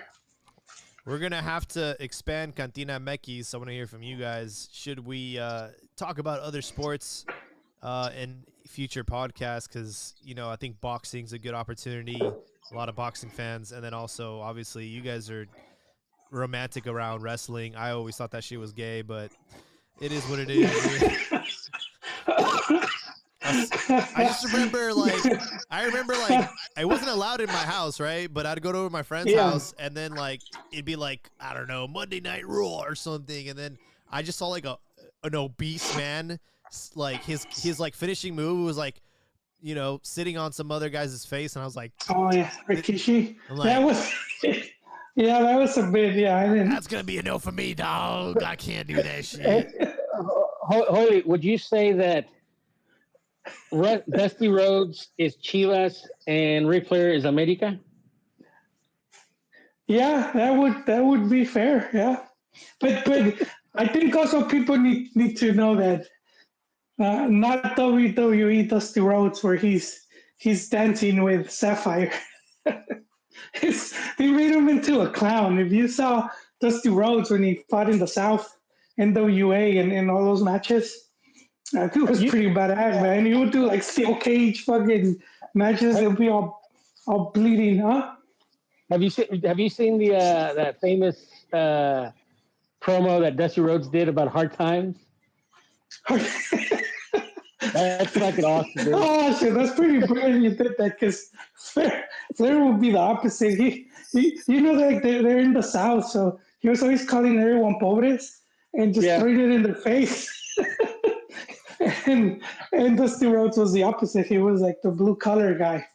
And I saw I don't know if it was like a podcast, but it was Dusty Rhodes, and he was talking about when he got to WWE, and he's talking to Vince McMahon, and he's they're doing his character, and he wanted to come out with a hook. That was like his ring ballet. He wanted to be like a cowgirl type, kind of dirty, and that's because I always thought it was weird because it gave him Sapphire. I don't know if you guys remember Sapphire. Bro, This is Morena, I have no idea what the fuck you're talking Neta, about. no, güey. Ustedes ahí andan. Y'all are some weird Oh, tangent, really? man. Güey, están viejos de a madre. No mames, Tú really. pinche no mirabas lucha libre, güey. Bro. Triple A, Sí, güey, cabrón. pero miraba la pinche triple A, no mames. Octagón, La Parca, Blue Demon. Mil Máscaras, El Perro Aguayo, Los pinche minis. I would watch those Tinieblas. minis. Like, no mames, güey. Las cosas que mirabas en Galavisión, no pinche, like WWE Raw, no, güey. Lo mío era los rudos, cabrones. Like, no mames, pinches gringos You need a acá. cable for that. Dusty You need a cable for Rhodes. that. You need a cable Motherfuckers need a to have cable. Galavisión. Mira, güey, si vives tan cerca de México where you can fish out wetbacks with a net in your backyard, you're pretty plugged in. You can get like over the air television from La AAA. Like, no mames, that's what I used to watch all the time. So, ustedes acá, I need a cable to watch like Raw and shit like that. Now, if we want to talk about other sports, wait, la putiza que le estaba metiendo el Canelo a ese chavito y la razón que no lo noqueó fue porque tuvo piedad. Yep. Porque neta, güey, he fucked him up. Like, he was rocked. He dropped them in the earlier rounds. Like, it was happening. Yeah, he hit him with the combo and then clinched him because he was, he didn't want him to like get knocked out. So, yeah. Like, we can talk about sports. Like, we watch sports. Shit, we want to talk about Formula One. Checo Perez is sucking ass, all right? He keeps getting P2, but he keeps dropping down to, like, P5. Like, honestly, it's really fucking hard to be a Checo fan right now. Like, no mames, cabrón. Ponle pinches huevos. Like, at least give me a good crash. You'll have to put us on game with F1, but I think maybe we'll have an experimental episode where we talk about everything but Liga MX. I think it'd be a good one for the fans, for the listeners. But I do got to bring this back to earth, guys. How are we feeling about these matchups? We also have some news around Rafa Marquez getting his own TV special on Netflix. I guess it's like a documentary. But I thought I'm disappointed, Jaime. I was expecting something better, like Marco Fabian, like he's on a dating show. Marco Fabian is on a dating show on Peacock. It's too soon for that Marquez biography. Like, do you know? What do you mean too soon? Too soon for me. Too soon because he just retired? Yeah, he might still be a coach and all that. It's like I see. Too soon, man. I think it's about time we give him his flowers, and I think he's been out of the game enough to be like, you know what, let's reflect on his career, because like, let's be honest, dude, the generation after us, they don't fucking really know Rafa Marquez. They don't know that he was at Barcelona and stuff. They don't really appreciate like what he was. Oh, that is true. That's for the Villas that are hating, like he hates on Dusty. Right now everybody's like you know what? You're right. I do hate on dusty ass niggas like you. But most of all, you know what? The Rafa Marquez that I remember is that old motherfucker who would come in at the second half and was always going to be a red card fucking risk. All right? It's like, puta madre, güey. Viene el pinche Rafa. Ojalá no agarre una pinche roja. ¿Y qué? Second play in. Boom, pendejo. Me llamo Rafa. He did. Rafa, it did. His World Cup, it's like kind of tragic because he ended up looking bad. Which one? 02? Sort of like kind of almost all of them. I was saying all of them. Like, no, wait, look, against the US, he gets red card. He does that kick on Kobe Jones. Yeah, he does the triple kick combo, kick knee and gancho or something. He does like 3 hits, headbutt or something. He fucked him up, dude. And then in 06, he does the own goal. He scores an own goal. Yeah, but he also scored. He also scored the. Yeah, pero valió madre. You tied it up for the team. Yeah, he kind of sucked, you know. Sounds like. No mames, güey. Siempre va a ser mi capi, ¿verdad? Like, lo que hizo, lo que es la pinche verga. No fue en selección. I will say, wait, espérame, pero eso no niega que he was always a fucking risk and shit like that happen in selección. Pero también, güey, remember, like, I hate on dusty ass niggas like you, so you're remembering, like, way the fuck back, and I'm remembering, like, pretty much at Rafa Marquez, El Matador, Borghetti, like, that wave onward. Yeah, it's like 02. It was the 2002 team. I don't know. Yeah, como por los de Alemania, el Mundial de Alemania, Así no sé. el de Yeah. Francia. El de Francia 98. es el que, like, right around in there. But Like, 98, 2000, like. I don't think, let's see, I don't think he was there. El 98, no. I don't think so No, either. yeah, I don't But, think he like, was there. that's why I'm Here's saying, like, 02. that's like the early wave right in there. Like, La Greña del Matador, and then it was like Rafa, and just growing up under that bubble. While you Yeah. remember, like, nosotros. You pick a name, and I'm gonna go, who? No, it's same dudes. Same dudes. You can say you didn't know Campos. Campos was 94. Piojo was he didn't make it to the World Cup, but he was part of that team. Yeah, but I didn't Aspe. see him play. You didn't see Beto Aspe play or like Nacho Ambriz? No, Oh. no. I know them as like coaches, and then So later on, like I know discovering you saw them. Hermosillo. I know you saw Hermosillo. Sí, sí. Pero, like, viéndolos después, like, ay, güey, neta, este güey sí jugaba. All right, cool. Like, that's why, like, I remember having the conversation with my dad about Piojo Herrera, right? And, like, just his antics and everything. And it's like, mijo, he's the same fucking way that he was when he was a player. Like, there's, it's just there's an fucking. audio there's an audio clip where Piojo Herrera is fighting with with Pelaez, and Pelaez calls him an Indio. and Piojo gets triggered. We played Yeah, it a while back. I don't know where it's at. Bro, you want to yeah. talk about, like, a clip where someone gets triggered? Listen to the beginning of this episode. He's, Stating the facts. I'm just stating facts. Now you bring up 98 Rafa Marquez. A little golden nugget for you. They also said that Rafa Marquez didn't make the 98 World Cup team because Televisa wanted Julio Davino and wanted Germán Villa and wanted the Televisa boys there. Um, the other one, although they were different positional players, but Rafa Marquez could have, was able to play basically defense and was also able to play, kind of like a stopper. But that wasn't true. But just goes back to the machine, of Televisa, the scary old Televisa, because people were saying that Rafa Marquez should have been, he should have been in the '98 World Cup, but that's really they were saying that after '99 when he went to Monaco. So they were just trying yeah, to that's what create, people remember. Yeah, but Bora was gonna take, but Bora had called him up. Well, he was still very young though. He was like 17. He He did, was but like seven. but it just goes back to what I'm talking. What I was talking about earlier.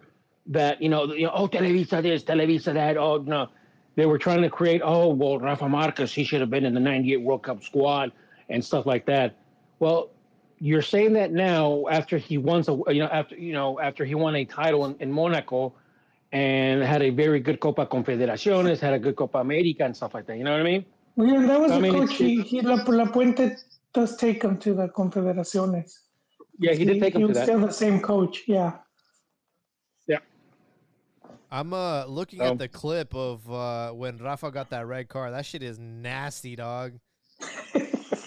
That shit is like a kung fu kick.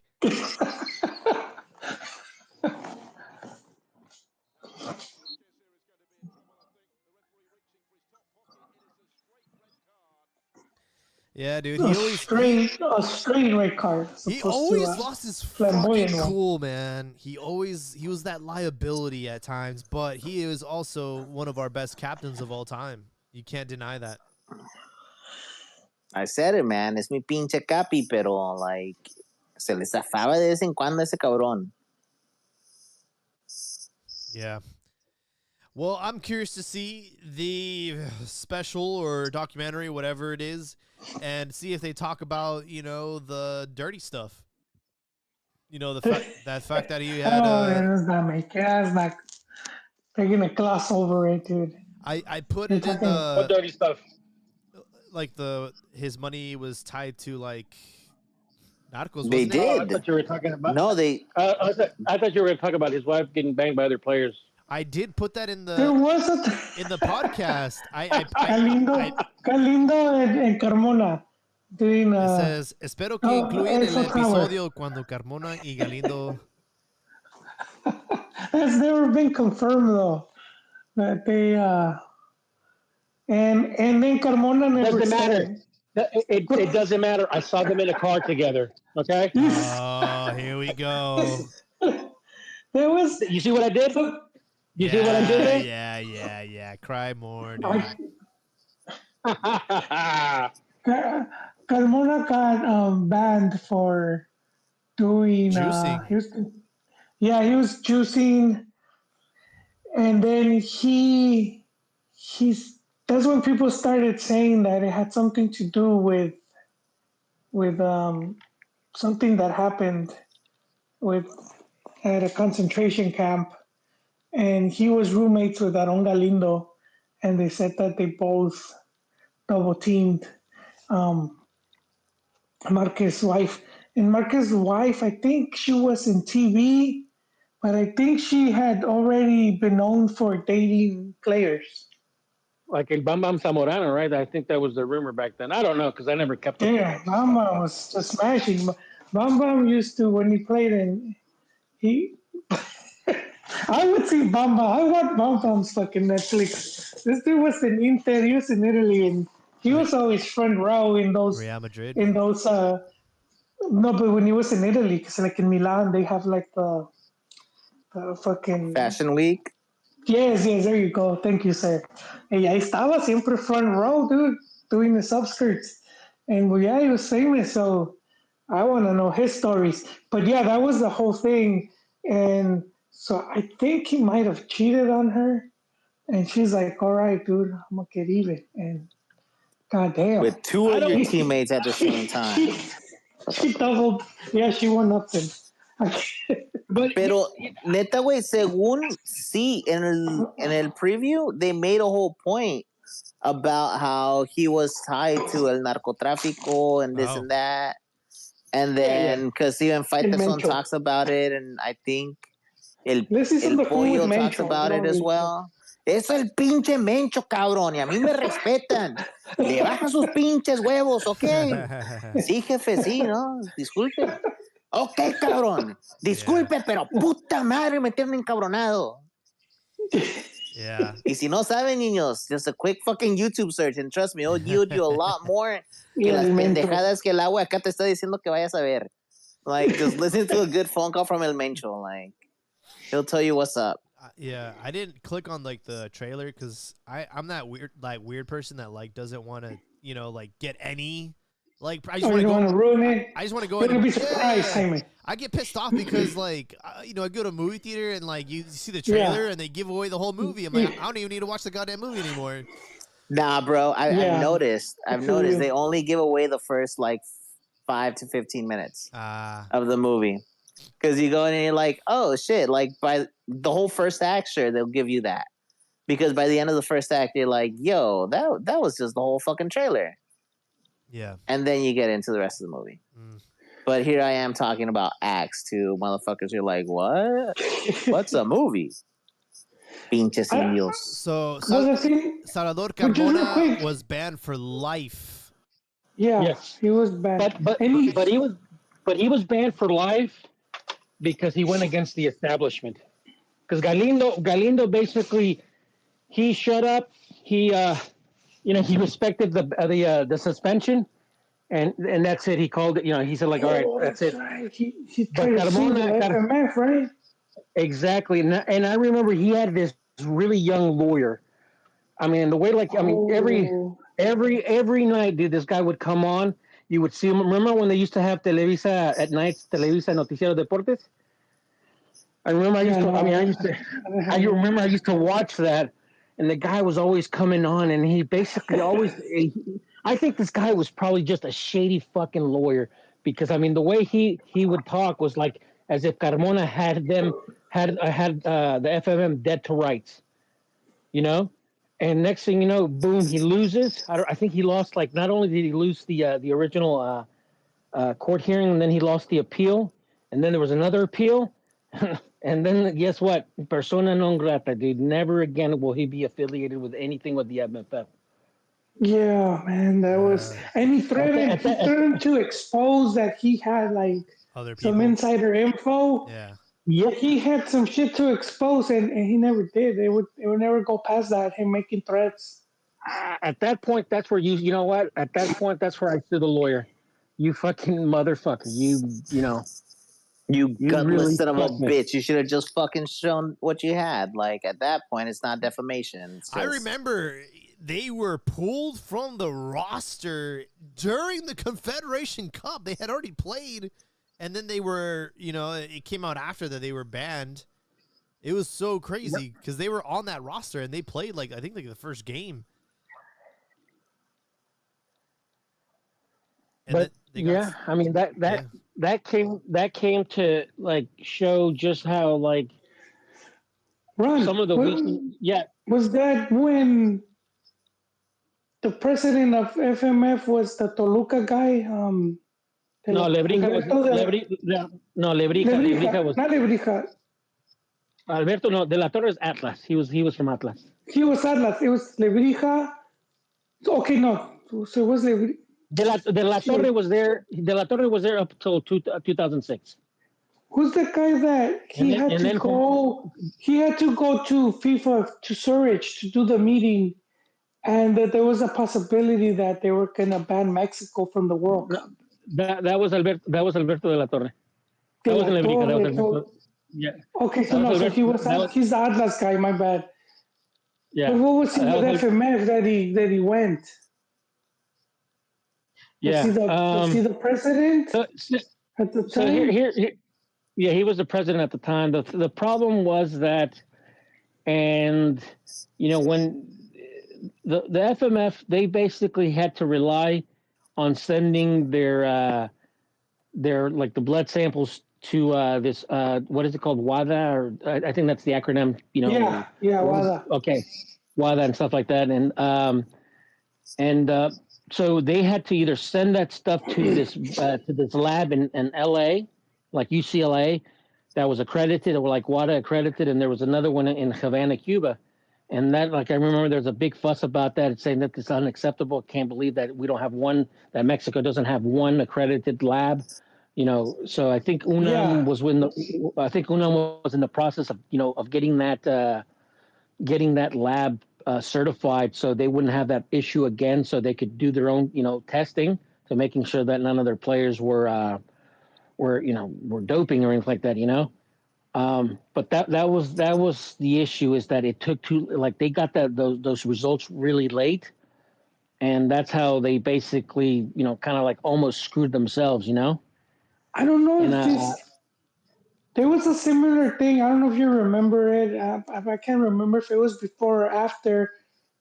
But this was with Claudio Suarez, and Mexico had played Brazil, and they did the drug test, and they said that Suarez was doping, and he flew right away, like the same day, like to get like the super testing. And then what I heard later was that it was Roberto Carlos actually, and that dude looked like he was being carried by two midgets. I wouldn't blame it if it was that guy. It was that guy, and then they were just like, "Oh fuck it, just put the Mexican to it." But Suarez fucking flew and got his shit like right away. Like that dude got receipts like right away. Like shit, can't fuck with that guy. yeah, but yeah, Carmona. It's a shame because Carmona I liked him as a was one of player. the best.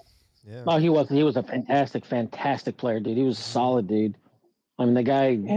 I mean, that guy had like 8 lungs, dude. That guy was just a And horse, a fit. workhorse. He was one of those What's players that? that was fit. Like physically fit. Like you know, No, he was. I mean, was he was in able. top shape. He was great on the flank, so great on great on the wings.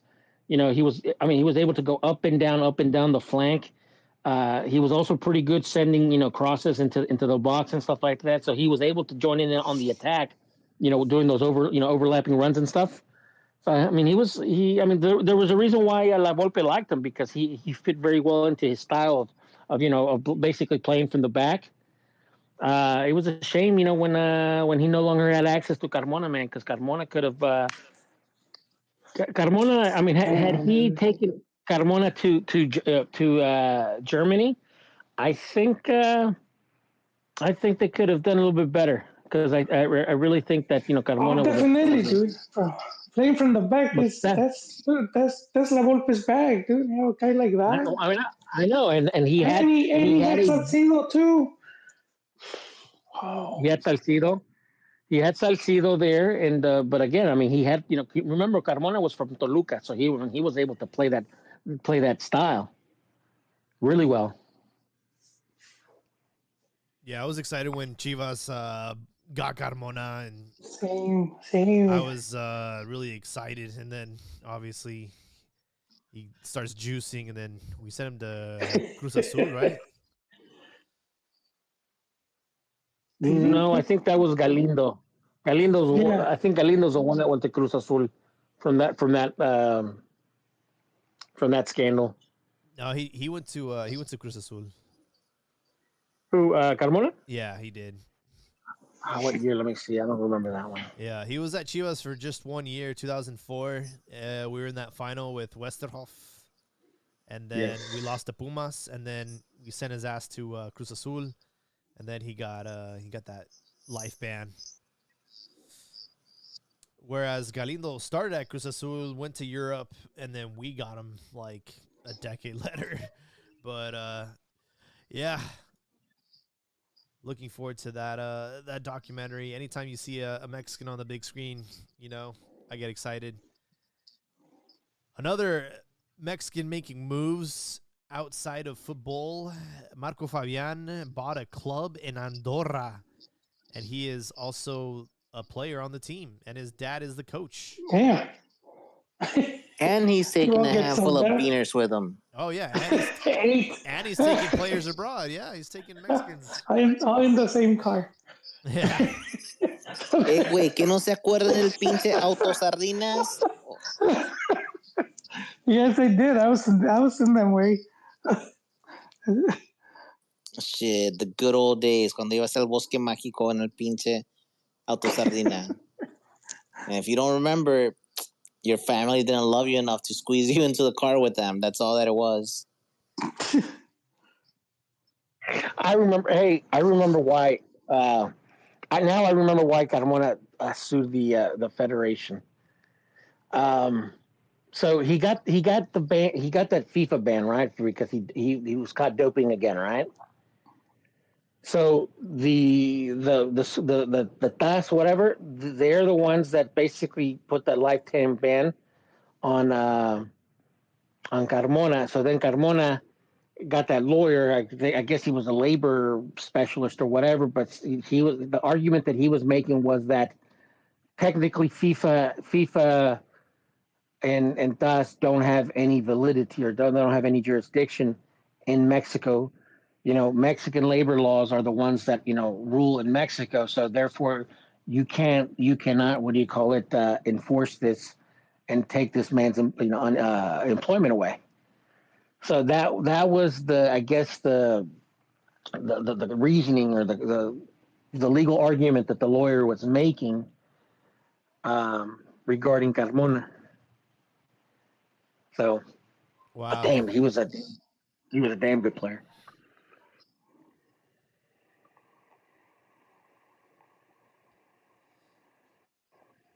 So going back to the picks, so I think America's got it. I think they'll take it.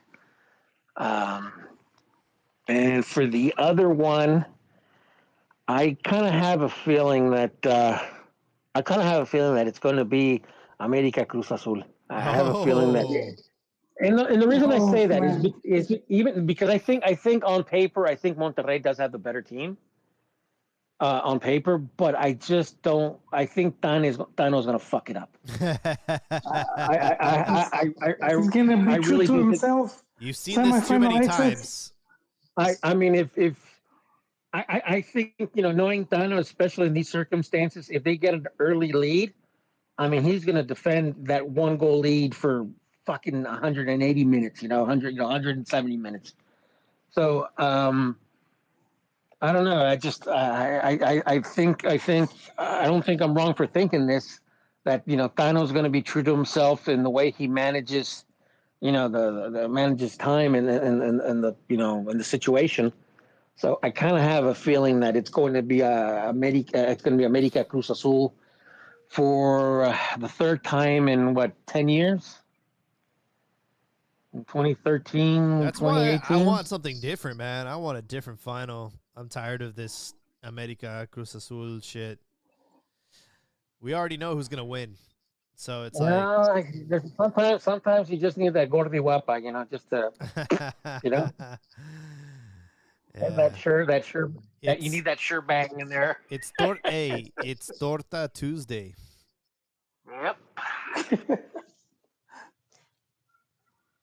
Güey, si no te chingas una tortiza en los Tuesdays, ¿qué chingas estás haciendo? Come Uh-huh. on. ¿Qué, So, güey? all No right. puedo ser el único que le llamaban el comal back in the day. Ok, no calientas las gorditas.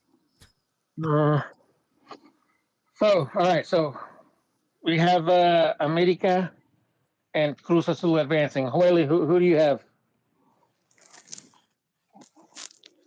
I actually have Monterrey over Cruz Azul. Okay. As for What about? as for Chivas, I think it's gonna be very close. I don't. I'm looking at the tea leaves. I can't get nothing, man. The crystal ball is cloudy. I do feel it's gonna be a very close game, close match. Jaime. Oh man, I think that we're finally gonna get over the hump and beat America. So far, we faced each other 3 times, a win, loss, and a draw. So I think for these final 2 matches, we'll see some fireworks. And I think it's going to be a tough one, but I think Chivas will go through because they have been defensively sound. On the other side, I think that over the course of 180 minutes, Cruz Azul will probably win on a draw. I think they'll get through in a draw. I don't think they'll beat Rayados, but I think they'll get through in a draw. And it'll be a Chivas Cruz Azul final. I would love that. I haven't seen that in my lifetime. That happened, I think, in 1980. I think that happened in 1980, and then that was the last title America Chivas had until they broke that 17, 18 year streak when they beat Torres Neza in '97.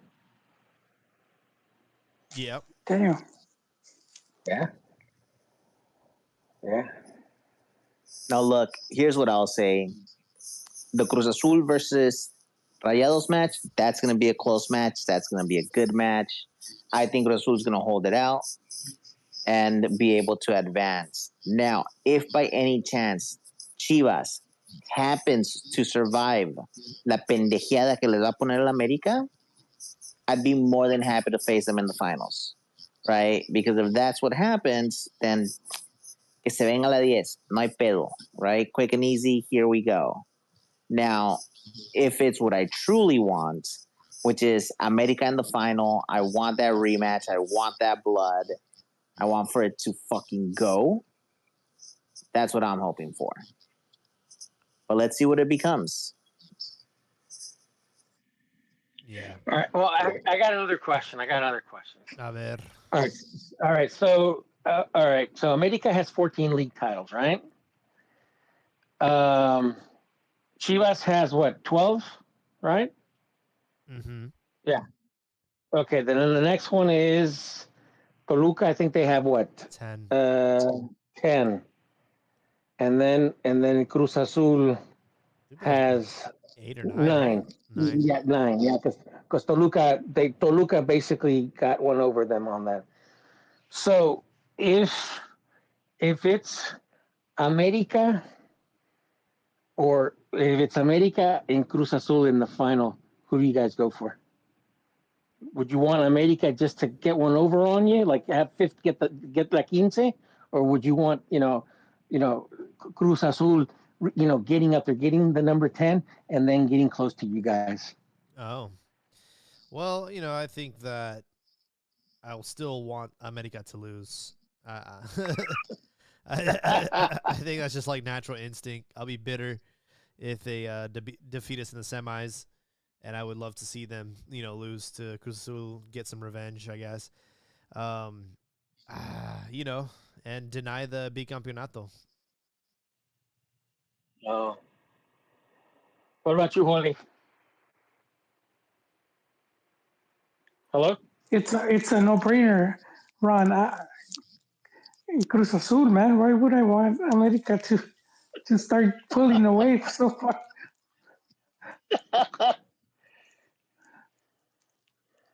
Yeah, no, man. That's the main rival. Cruz Azul could even go over Chivas. I would still want them to win. Uh-huh. Yeah.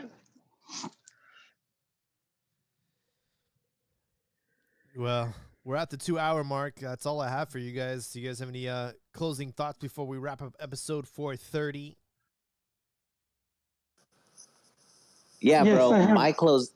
I'll go real quick. All right. Yeah, My yeah. closing thought is that all American fans are the same. Todos son un montón de pinches esquizofrénicos. You start showing them facts. You start showing them like building evidence, and they just shit all over themselves and start slinging it all over the place. Because both Ron and Ricardo have shown to be the same archetype, the same character when faced with the facts. So that's it. That's my closing thought. Los esquizofrénicos son lo que son. Y aquí estamos con hechos.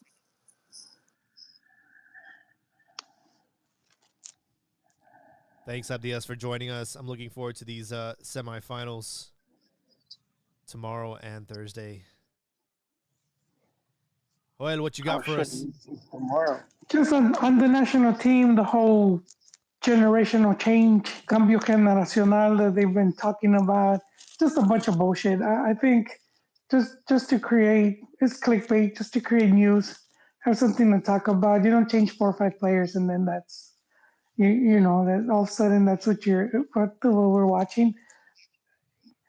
There's always going to be generational changes just because players get old and new ones come in.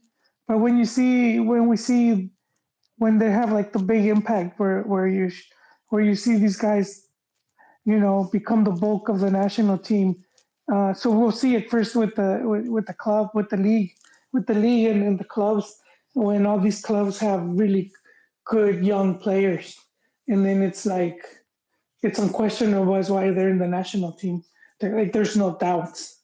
So I do think it's just the media. They tend to cheapen things, and a big part is because we're seeing it with some of these other national teams in Europe and whatnot, and everyone's like, "Oh, look at these young players. Look at this, look at that," and it's like, shut the fuck up, man.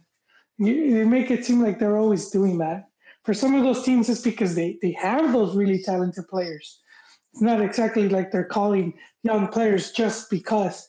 Sort of with the U.S., kind of the opposite. They didn't have a choice. It's not like they have all these really good players to choose from. They had to go with the younger ones and hope to build a really good team, uh, especially with them being abroad. So that was just my take on the selección. My take is actually a little adding on your take, Joel, because Yeah. I agree with you 100% because I think it is. I think it's just cheap press that make these stupid arguments because, like you said, I mean, when you have, like, for example, let's take Brazil. When you have a Brazil and you have like a core group of players that have played 2, 3, sometimes even 4 World Cups, and like, when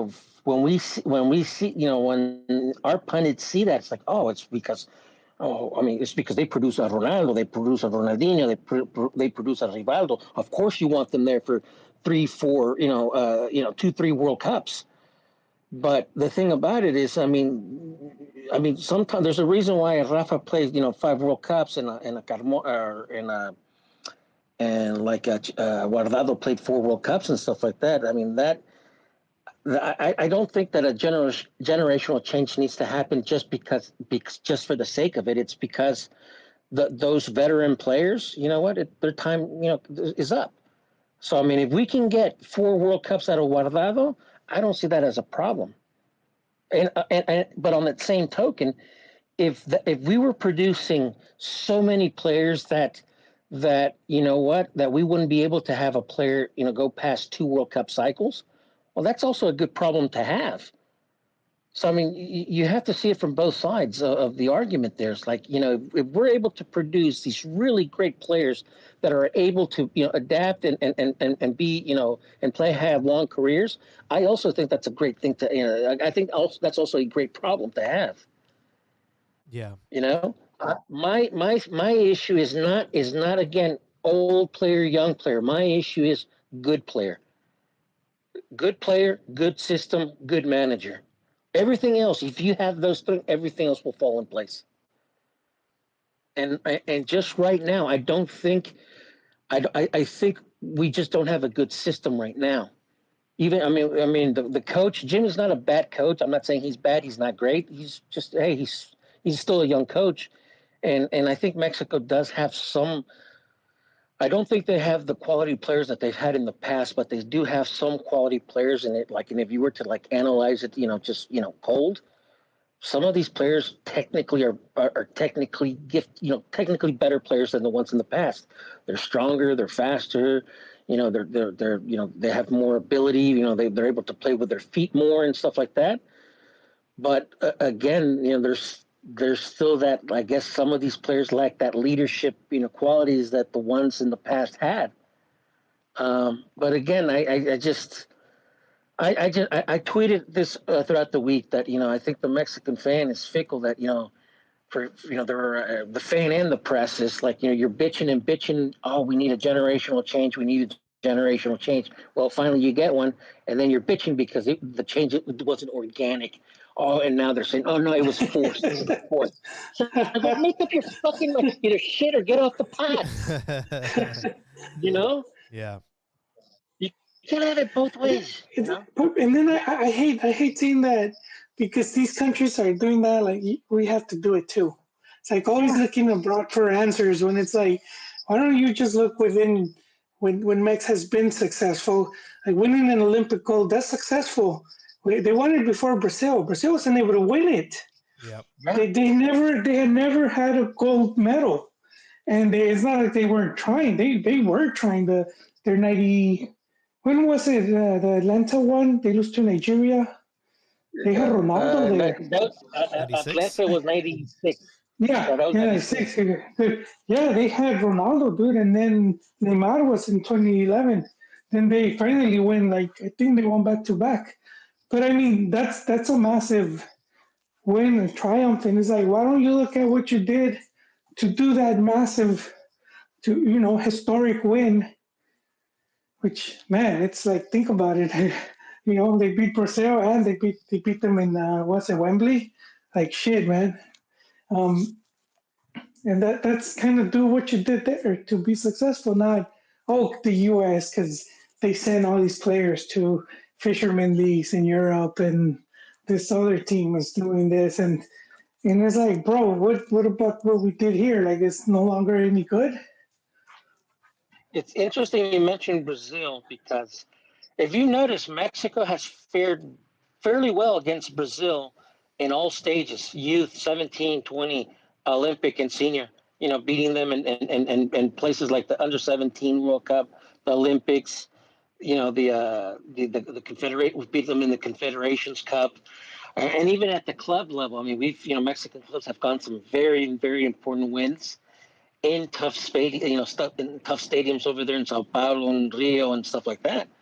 And I see that as a similarity because from since I can remember as a kid and even the generation before me, Mexico always the goal was to beat the goal was to basically emulate and beat Brazil, right? Kind of similar what the U.S. has done is where the goal is to beat Mexico. And I see that similarities because we kind of programmed ourselves to beat Brazil because we always, consider Brazil to be like, the gold standard. But we're able to beat Brazil. We're able to beat all these other teams. But shit, our kryptonite is Argentina. You know what I mean? Yep. But that's just a different team. That's a different conversation. But no, like I said, I think that was a very good take. I kind of agree with it 100%. Thank you, sir. Mm-hmm. Well, boys, I don't have any closing thoughts. I will say that we have been blessed with 8 incredible, Liguilla matches. I really did enjoy them.